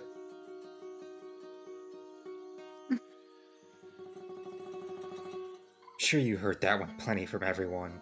Now you think that I'm a coward too. Yeah, it's true. I went after the beast. Chased it down the night it killed my parents. Hiding around back, I saw it slip into the forest. So I went after it, chasing it until I reached its den. Despised that bestia with everything I had. Murdered my mom, my dad. Murdered my friends, the kindly Pete priest. Every decent person in town. Needed get revenge for what it had done. It's my duty to bring retribution upon the beast that had stole everything from me. So I tried to confront the bestia, but couldn't do it. Not only could I not stand up to it, as soon as it turned around and I saw its eyes, its bloodshot eyes, black irises, couldn't move. Abby. Yeah, that's right. I was a coward. Watched as it killed my parents. Even followed it home. couldn't do anything. Things run, flee, screaming in terror. It's all I could do. That doesn't make you a coward. It be really was that terrifying. But I was supposed to stand up to it. That's what the rest of the village would have wanted. Someone to eradicate the bestia. When I came back, having accomplished nothing. Everyone was so harsh. Coward. What did you even go out there for? Constant ridicule. Why do they have to? If they really want him gone, they could all go together and... No one's got that kind of courage left. They're all waiting for someone else to speak up. To stand up and say, let's go kill the beast. But no one has the guts to take that initiative. Could have been me, but the moment I fled back to the village in fear, I'd lost that qualification. I think that was just me being mean. That I didn't tell you where the beast dwells. I think that was just me harassing you. You've seen the beast. I know how scary it is. I know how dangerous it is. You think I'd tell you where it is? I know good and well what you're thinking. That the guy you're looking for might have been taken by him. And you want to go to its den to see if he's there.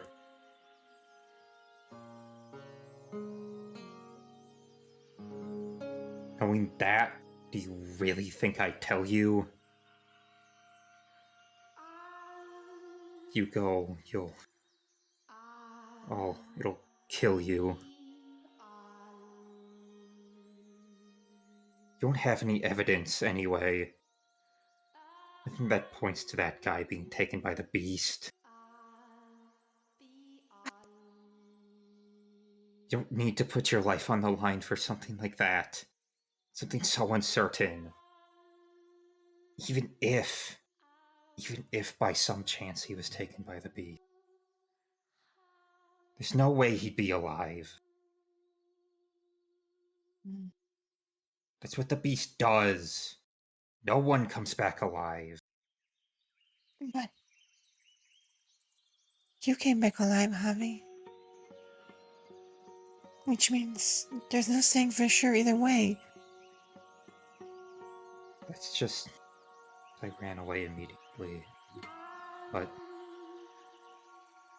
even if he did manage to escape, it's all the more reason not to check the beast's den.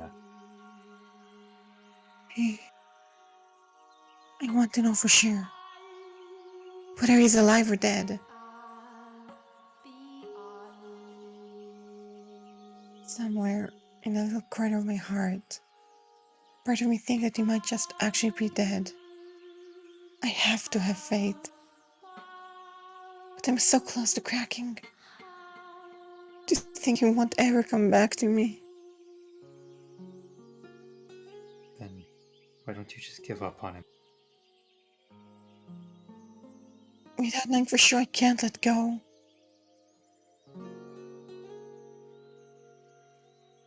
I'll debate with myself forever until I die an old lady about whether or not he's still alive. That's not how my life will end. That's how my life will end. Want closure. Want to know for sure whether he's alive or dead, right? Even if he is dead, you'll be satisfied just knowing it. Right.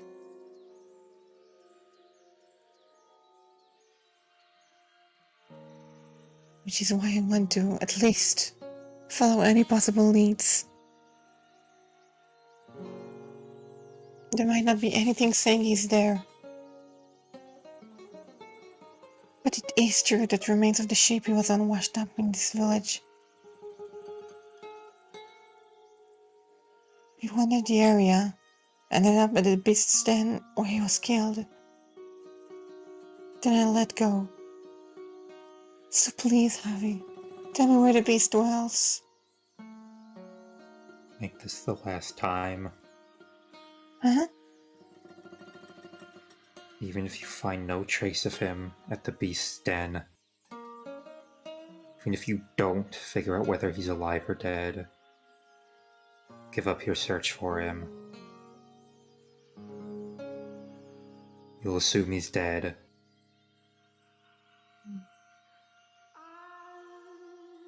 Don't reach some conclusion.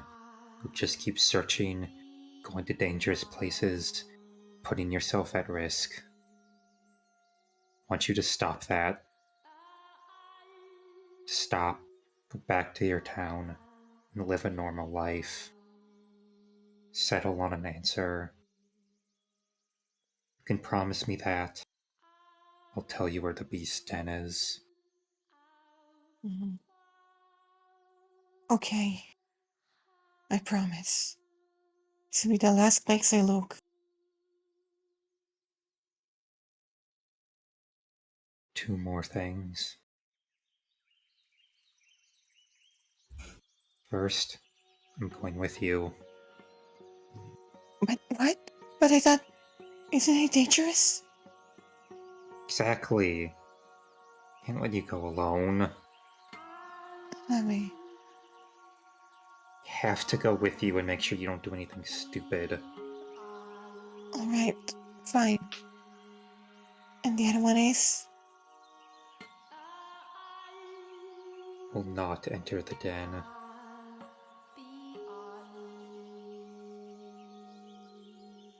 Don't understand just how dangerous the beast is. Knows no mercy. It indiscriminately attacks any human it sees. So you can't let the beast find you. You just examine the den from the outside. When you're done, back to the village. Understood? You need to promise me this. Okay. Oh, right. One more thing. Huh? I hate for just two things. This is less of a promise, more of something that would be nice. I decided when we make it back to the village, I would actually like if you could take me to your hometown. Mommy. Figure out some way to get permission. And I'll do my best not to be a burden on you. Still just a kid. There's not a whole lot I can do even in a better place. But I'm surprisingly skilled with my hands. If you have work for me, I'll do anything. So, there's that. Yes, of course I will. We'll go back to my hometown together and I'll show you all around. You can get great ham sandwiches there. We'll eat them together in the park. You've told me that already. You ever not hungry, lady? You laughed. You just laughed, Javi. What? Whoa, back off. I did not laugh. Nope, you definitely laughed. You're kind of cute when you laugh, Javi. Come on, do it again. Go on, like this. Shut up. Stay back. Stop it. Don't touch my cheeks. Ah, I wanted to see it again. I'm not your plaything.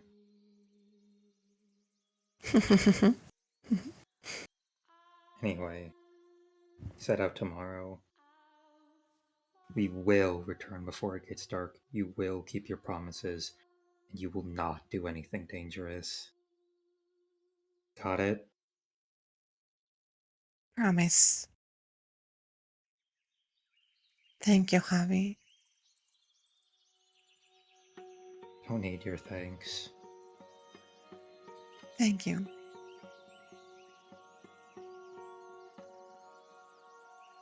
That thank you is not for him agreeing to tell me where the beast's den is, but because I can see that Javi's trying to save me. His scare comes with turbulent waves that have been crashing inside me. I was always anxious.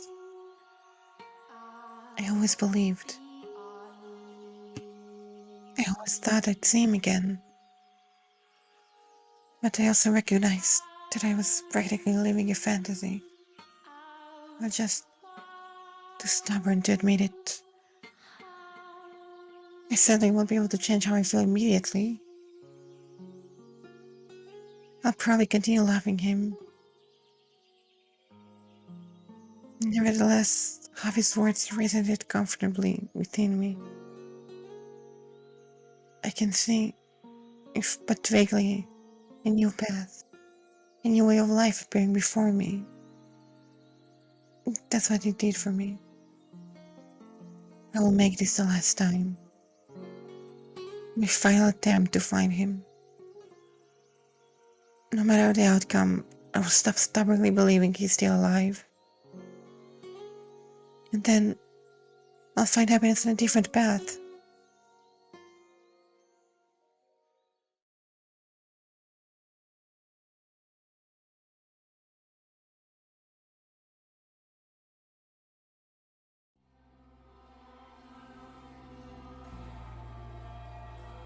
Master? Master? Ah, you've awakened. You gave me quite the startle. Do you not remember?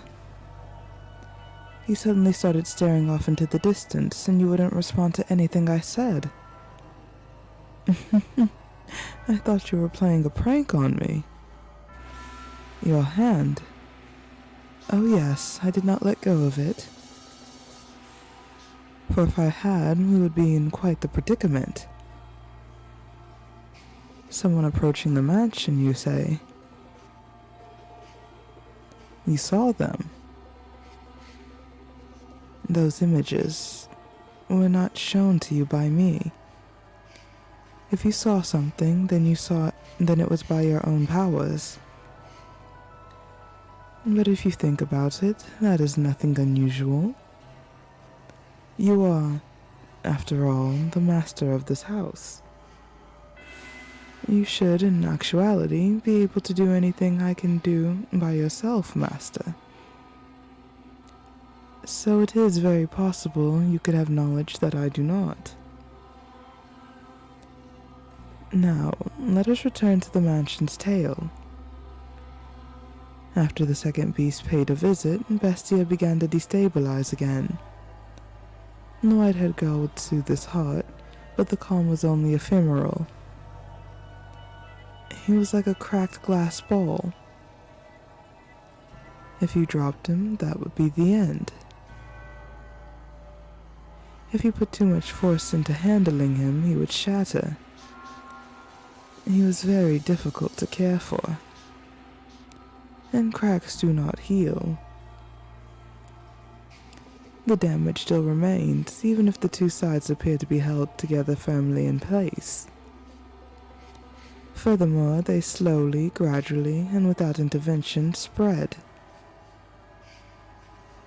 The beast appeared to be afraid of someone's voice. He would, on occasion, stare into empty space and shout, cover his ears and groan. One day he shattered all the windows in the mansion, crushed the silverware which was polished to a shine, and destroyed all the mirrors. I assumed he did not want to see his beastly self. More. There's more. There's still more that reflects my image. Windows, mirrors, faces, dishes, they all show my reflection. What are you doing? I have no need of anything that reflects me. You can understand that, don't you? Why? You're going to cut your hands like that. Tracing the wall with her fingers, the white-haired girl approached Bestia. She stretched her spindly fingers out towards the beast's rugged hands. His hands were wet with blood from his frenzied attempts to destroy anything reflective in the house. And look at all these cuts. Stop. You're going to go dirty your hands. Get back. No, I will not. It's no use. No matter how many times you call me human, the mirrors tell another story. Not just the mirrors. Everything reflective shouts beast at me angrily. Look at how precarious I am. It's hideous. Pitiful. I thought it was all over when I protected you from the beast. But that image keeps coming back at me. The sight of another beast clinging on to me. I can hear its voice. It says I was only ever a beast. Voice? Whose voice? So you don't know. So you can't hear it. You are fighting against something beyond the limits of my perception. Fighting? If only it were a fight. It speaks the undeniable truth. As I've said before, you're not a beast. You look like me, I'm certain of it. Your eyes. What? Your red eyes. They show you nothing. But they show me what I am. They show me the difference between us. Are you afraid of my eyes? If my eyes cause you fear, if you can see your reflection in them, then you're welcome to destroy them. Rip them from me with your own hands. I have no need of them, after all. Why? Why would you go so far from me?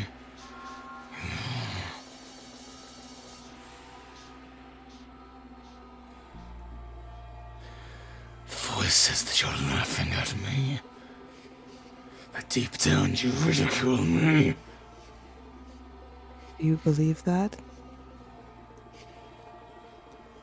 After all the time we've spent together.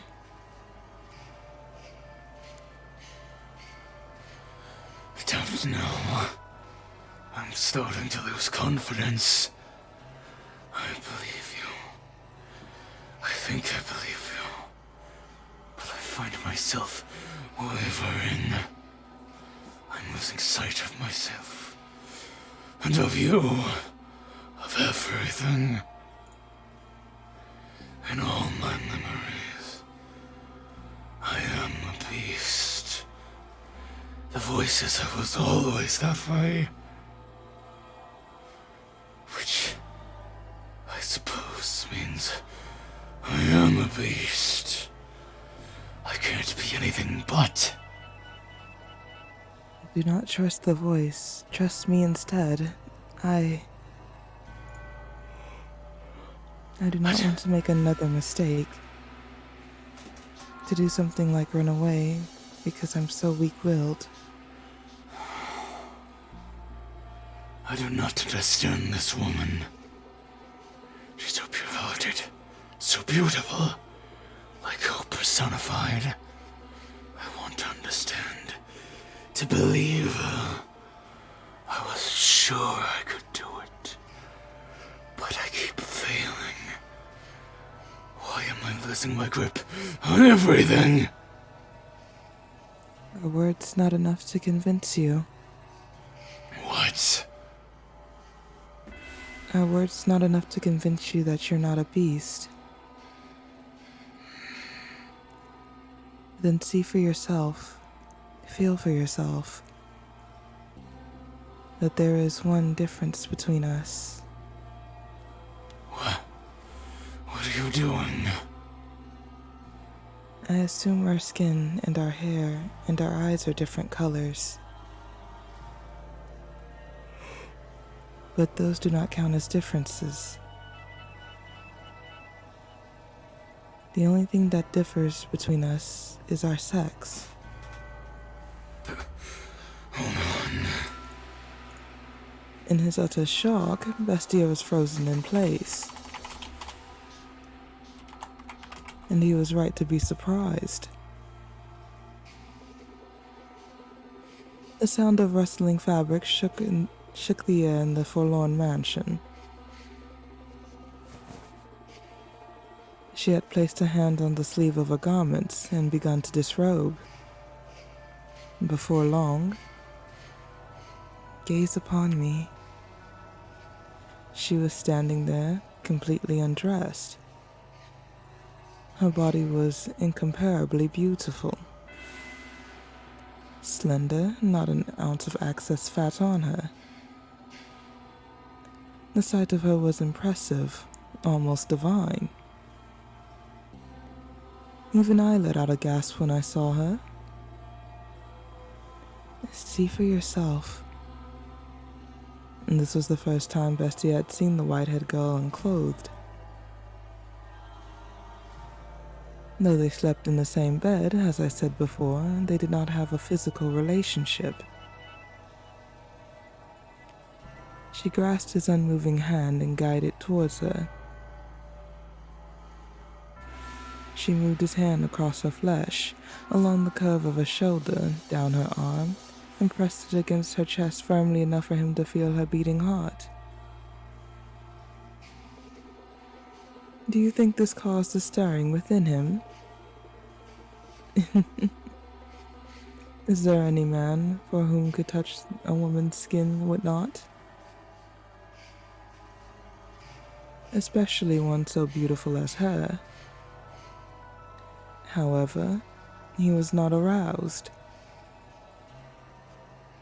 Why do you think that was? Because a beast cannot lust after a human? I believe you know the answer.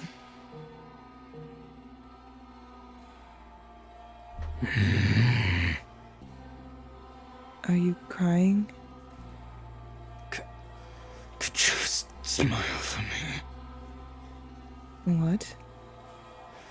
I want to see you smile. Like this?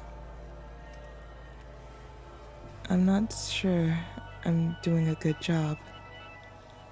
No, you're doing fine. Your smile is so pretty. It calms me, warms my heart.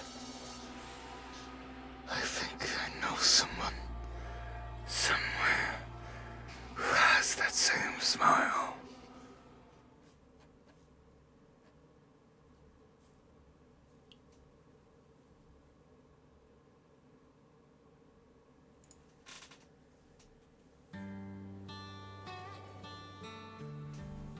Yeah, all right now. Okay, that's a good place.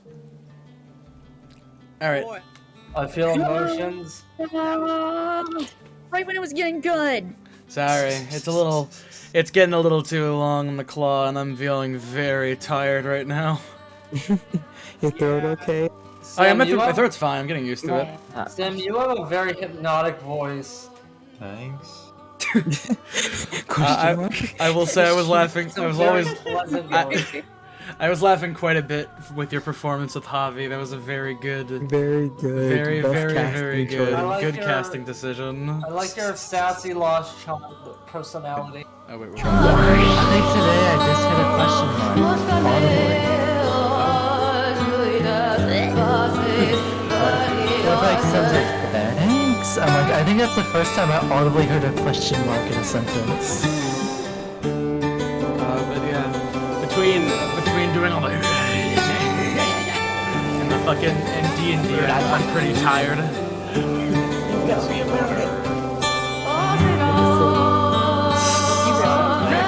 What do you mean you can't hear anybody, SDB? What? Not again. Oh, the music's real. Oh, the music's way too loud. Okay. Oh, thank fuck. This is the musical shit. I voiced the merchant. How do you think I would feel?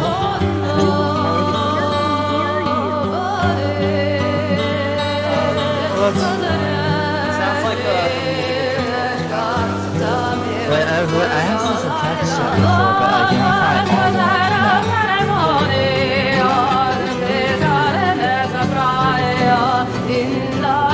I know what the problem was. My mic was too far away. Yeah. Was it always that loud? Okay, it's literally just this track is like deafeningly loud. All right. Alright, cool. All right, so we should be fine then. I would like to thank Clinical Obsession for being here just as the sound checker, as a possible sound checker. Thank you so much. But from early on, the fact that they did not say we had bad sound earlier on implies that it was okay. Yeah, we'd like to thank Critical Obsession, our #1 sounder. And also SCB for Shut letting the us know fuck we're up! here. Oh my god. Jeez. Oh my Alright. god. Ooh. Wonderful work for me not having to do that much voice work. Good job, Rindy and MC and everyone else. I'm very sorry for our NPC cast, but I don't have the script on hand anymore, so like when I'm like, yo, NPC go. I hope you also appreciate. I hope you appreciate me being the sounder during the Eurokill streams. Jesus Christ. Okay. Yes, yes, you're That will be the name very, for- very good at sounding. Can we please? Let's move on. Time for actual discussions. Mr. Denton, start us off. That was it was really interesting seeing all that. Javi's introduction of the Simbar did great for Javi and all that, and my thoughts on the story is I am afraid because I'm unsure if it's like chronological or not, because there's a part of me that still has the fear of what if it's not being told chronologically, and like after Pauline discovers like the merchant's like corpse, that's what led to the second creature pursuing Bestia. And yeah. Also also goddamn, Bestia did some shit. Yeah. Got up into a few hijinks, eh? Yeah. What a goofy Like on little one guy. hand, I feel like on one hand, my final thoughts are on one hand I feel bad for him. On the other, I remember him asking the mother where the child was so he could kill the child before her. Yeah, that was a thing. Mm-hmm. Wait, sorry. Could you repeat that just now? What? I think I missed that. There's a montage of Bestia killing people, and like there's like a mother going, "Oh my God, my child is with me," and Bestia's like, "Where is the child?" No, she is with child. She is pregnant. Yeah. Yes. Uh, Somebody made a really horrible comment right afterward, like, why? Please, she's pregante. That might have been me. It was you. Have you heard of It DMC was Devil you. May Cry? Yeah. Devil May Oh, Cry. gosh. Any additional thoughts, Mr. Denton? That's really about it. My last actual thought is, I hope the merchant is not Bestia. I hope that theory's wrong. Alright. There's some interesting theories that were going on in the notes, Chad, and I'm pretty sure some other folks will get into that. Yay! Mr. Award-winning Noir. I still don't exactly know how the beast is working. I'm pretty certain that that other creature was probably just a hallucination at this point. He's clearly not in any correct state of mind. So a lot of things that we see from his point of view just are inherently just flawed, and I don't know what to necessarily trust of what he sees. So it's hard to tell. I'm starting to definitely think that this house is literally cursed. I think it might be some kind of like mystical forest kind of situation where it's just sort of like people who get lost in these woods are drawn to the old den sort of deal. But part of me also thinks, I don't know about Javi. He's the only person in town. Literally no one else seems to exist. And he does have a good story. Suspicious. Suspicious as in Javi is Bestia? Or. I don't. Well, I mean, I don't know if Javi could be like the maid. The maid definitely has powers now. She's openly stated that. She seems to have some kind of ability to influence things. It's hard to tell if the voice that Bestia is hearing is the maid trying to push him, or if he's just crazy, or if he's crazy enough that he's hearing a voice that tells him that in her voice. But that's all I generally have on my mind about it. I still think that merchant's dead, though. Okay. Very good, very good. Skeleton bone. Alright, so I had a hard time really focusing during this one, but I think I got some cool thoughts. Alright, I'm not sure if there's anything that really like has so far confirmed like a deformity, but like the way that that the people were treating him before he did all the murder stuff, it really seems like he might have a full deformity. But Khan also mentioned that it could be a possible foreigner hatred. That could also imply like the whole talking situation, people not understanding it. What do we know like how many years it was after the war, or is it during the war that the foreigner boy showed up? Was the war going on whenever the foreigner boy started working for that dad? The traveling one? I think they basically first. I think that the idea seemed to be that when the maid found Bestia, that was at the end of the war. Okay, do we know if the war was going on whenever the merchant boy started talking with Pauline? No. The timeline's unclear. Okay, I wasn't sure if I missed it. Okay, I wasn't sure about that. But yeah, I think there is very much a possible theory that Bestia is the merchant, which I think is an interesting thought. I think there's enough stuff to imply a possibility, and it could be that there is no deformity. I also believe that yes, the other Bestia is just his own conscience. His own like fight with himself, like that in that thing that he said about if only it was a fight. I kind of zoned out after he said that, but I felt like that really implied that like this beast is repeatedly coming back to him, and that he is going to have a this is going to be a constant fight. He just rein in his inner beast. I definitely feel like at some point there's going to be another beast show. But I believe that will just be him, and I think it will be a fight with himself. Do you think that there will be another person that is a beast?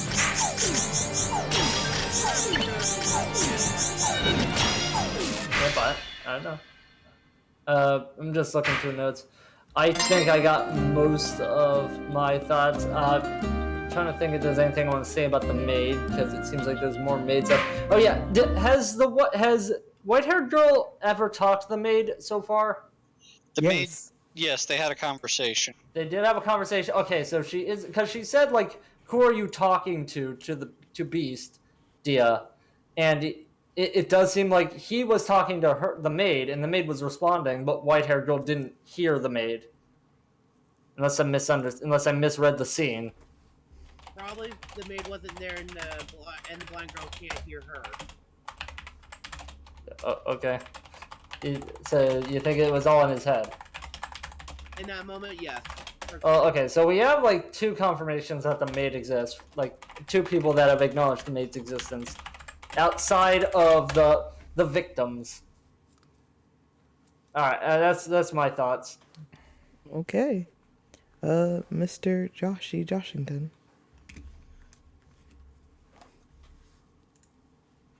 Joshy? Josherino. I swear to God, playing Final Fantasy 14. He literally can't play it right can't now. play it. It's on maintenance. Okay. Joshinga. Maybe Joshy also fell asleep. Yeah. The joshing pole. Everyone falling asleep tonight. Damn. Oh, he Better beat wait our, right he now, beat our fool. beat like 20 minutes ago. Oh, god damn. Alright. Well, while we wait for Joshy to return, Robu? We just turned into a bird. Yeah. Sorry, I that don't was really me. I'm not really having. I don't really have any thoughts of it right now. I'm still trying to formulate what's going on, but I do know that the maid is definitely suspicious. Something. Oh dear. She has these anomalous powers.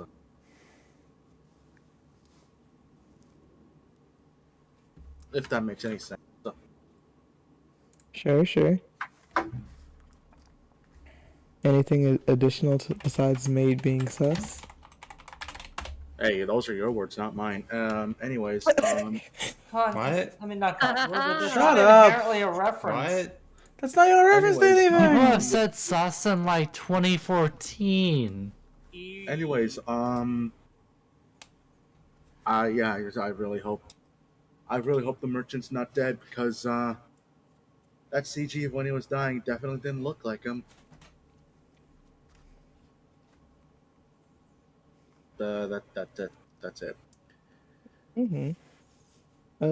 Con?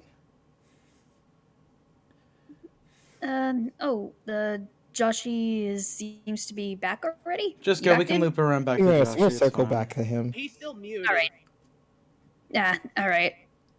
So, one thing I have to go ahead and mention here, the white-haired girl is straight up a saint. She's literally offering for him to go ahead and carve her eyes out because he can only see his hideous perception of himself in her eyes. And she is not batting an eyelash at that. I don't know what you'd call it. I call it saintly. Depressed. Well, she is blind. She doesn't need those eyeballs. I know, but even then, just damn. I'm pretty sure it would still, like, hurt. Yeah, I know, but It would hurt. It sounds like she has very low self-worth. When I ripped your eyes out. Also, one thing that's unstory related, Orange, great job. Please don't go too hard, dude. I'm fine, thank you. Oh no, he's converting. Please be sure to gargle some salt water after this and get some. Why would I want to honey. gargle salt water? I'm Con, I fine. think he's fine. It's supposed to help relieve. Make sure you gargle my cum. Yeah. And my Shut the nuts. fuck up, AC. Holy shit. It's good for the skin. The skin of your mouth? Yeah. My balls, your jaw. Great for the throat. Go ahead, Con. It is technically salty.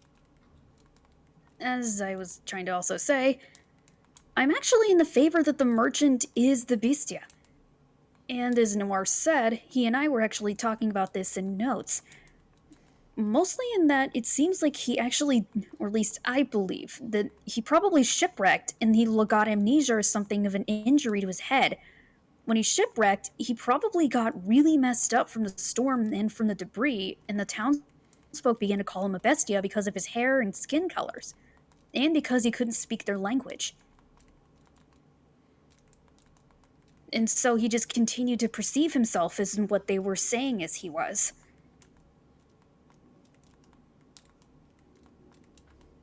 What do you guys think? This is purely just me spitballing and possible conjecture. I mean, it sounds like it has merit. The only reason why I would like consider it kind of maybe as a possibility was the whole Bestia going, I remember that smile, and it just hard cuts to Pauline, and that's really the only thing that like I'm lending credence to it. But like other than that, for me it seems more kind of a stretch, at least for me. It makes sense. And the first merchant that he killed probably was just a perception of his old self, because he doesn't remember who he was before. He's trying to, but he can't recall anything because of everything that's happened thus far. He got psychologically destroyed because of his foreigner sense. There was also something else I noticed. Noir, you are on fire right now with all that biz, man. It does make sense for the maid to only appear in front of one person at a time or manifest herself, which means she's part of the house, right? And in that between that cutscene and I guess you could call it in between cutscenes. Oh wow, I'm using way too much video game lingo, but I digress. What? There was a line where the maid said that the master has the same abilities she does, and that the master can also use their abilities.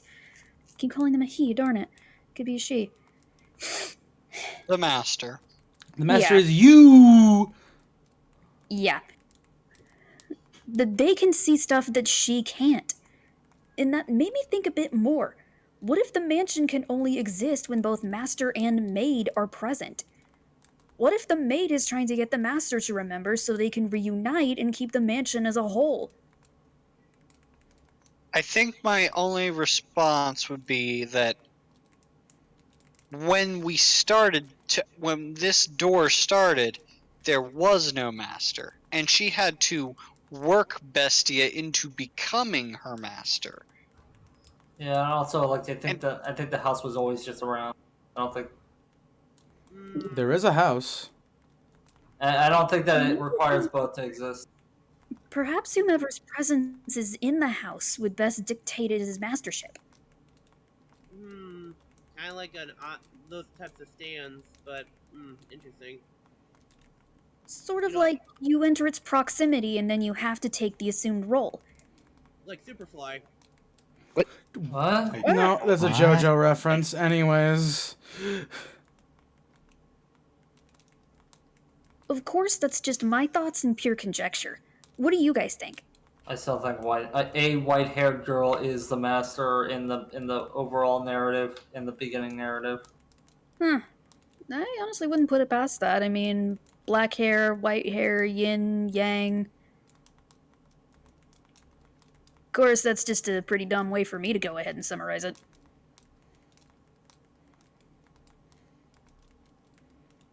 Is that all your thoughts, Colin? Yeah, that seems to be it. Okay. Rindy, are you still with us? She might be dead in Miami. I think. Oh, Randy, just go to bed. You can talk about your thoughts next time. No thoughts, but Good night, Rindy. Good night, Randy. Sleep well. well. Good night. Stay with please. Go into your coffin, Randy. Go on ahead and go get some sleep, Rindy. Sweet dreams, Rennie. He wants to be. Good night. Sleep Good is still night. necessary for Yeah, disconnect me, please. Okay, I will. All right. There goes the vampire, apparently. There goes Renders. We'll catch your thoughts next time. Sim. I don't really have a whole lot of theories. I feel like there's probably going to be a twist. I just don't know what it's gonna be. Mostly just curious about what the maid's whole deal is. How she she seems to be outwardly helpful, but assuming the voice talking to the beast is also the maid, it's not her end goal. Like, she's trying to ruin people's lives. I think she's just stuck with that beast until, you know. I mean, maybe, but then why would she push Mel and white-haired girl to get together? May I make a thing? Like, I don't want to pop in though. Like, if you want me, do you mind if I give a thought towards that? Sure. What makes you think that she's trying to ruin people's lives? Because it seems like she's like actively just trying to encourage people to do things fine. Like I don't know. Like it just seems like she wants what's best for the house. Weren't there a bunch of voices telling the beast, like, no, you want this, you want to murder people and fuck up everything and kill this girl that you love?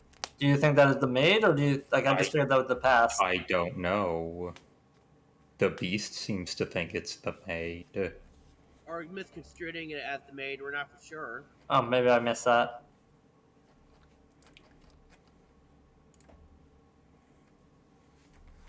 I don't know, I don't really have anything else. Okay. Crimson. Hey, a lot of this particular part of this story, this part of the story, is just mostly just flavor text about the world of this particular story. It's kind of interesting, especially around the whole trading merchant ideal about the whole situation. For the whole Beastia thing, it's pretty much still the same what I thought before. I still think that the merchant might be dead because of, prior context, but I'm not for sure myself either. That's pretty much my thought for right now. Same as Alright. before. Okay, and Joshy. So, I actually don't think. I think. Well, okay. So first, start off the essentially the beast fighting essentially itself. I think that could have been possibly the other version that came in might have been the merchant himself. But as in terms of if the merchant's alive, I'm kind of leaning towards no, because then it would be like what like I guess the first part wouldn't make sense then. Unless like that I was taking at the moment of like, well, would it be symbolic? I guess I don't know, but I don't think that he did die from that. I think there's a possibility that maybe he washed up on shore due to a recent thing, and then like was talking around the villages and stuff, and then like went to the mansion, and then was just killed there. Worcester sauce. Yeah, but like that's the best I can go off of. I have a feeling that Pauline and Javi are not going to have ham sandwiches, though. No, that is clearly obvious. They were throwing up some serious flags. They are going to that house, and she is going to go inside. Guys, come on! What about the ham sandwich episode? It's gonna be so much fun. No, I want to see Javi and Pauline. Oh, what? That means they're gonna get steamed hams later too. All I'm going to say is that I think it would have been nice instead of Pauline going, no, I need to know, maybe going like, you know what? Maybe I should just move on and then take Javi and go have ham sandwiches at home. High ham sandwiches. But then how would we have all this delicious drama? The drama's so good. But that's all I can really say right now for the thing right now. It's just kind of at the point where I'm wait and see what happens. That being said, this is all very paced out well. Yeah. As much as we love Umineko, I think this is better paced than Umineko. Oh, by a country fucking mile. Yeah, I'll it's fully almost admit like they're a lot faster.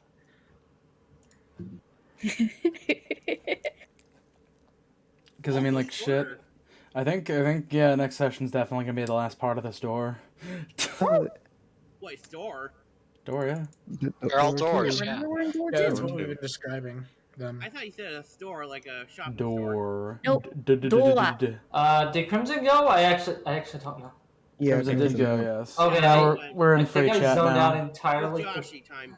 Did not mean to be the Crimson by zoning out during this thing. Any last bits from anybody? No. I think Bone had something. No. Their parents, Pauline's parents, have the worst relationship, bruh. I think, man, the purple maid is really down for that white-haired girl. Like, man, oh man, she's so breathtaking. She's so oh my god, I'm shocked. I'm shocked at how breathtaking she is. Oh my god. Let's go, lesbians. Let's go. Let's go. Ah. All Well right. then, masters, thank you for your thoughts. Mm-hmm. Thank you also very, very much for joining us once again. We will see you all next Friday. Bye-bye. Unless you show up for our other content. Bye bye. Oh, yeah, that's right. Tomorrow we're doing Eurokill. Oh god. Well, yeah, actually, no, it'll be fun. Yay! Yay? Question mark. I'm enjoying the story. I'm not enjoying the escape game. Well, we can talk about that during the Eurokill. Yes, we're gonna end the stream now. Good night, everybody. Unless we risk dating this hard. Good night. Hey, Culmination Good night, Games, too. I'm still full. Uh,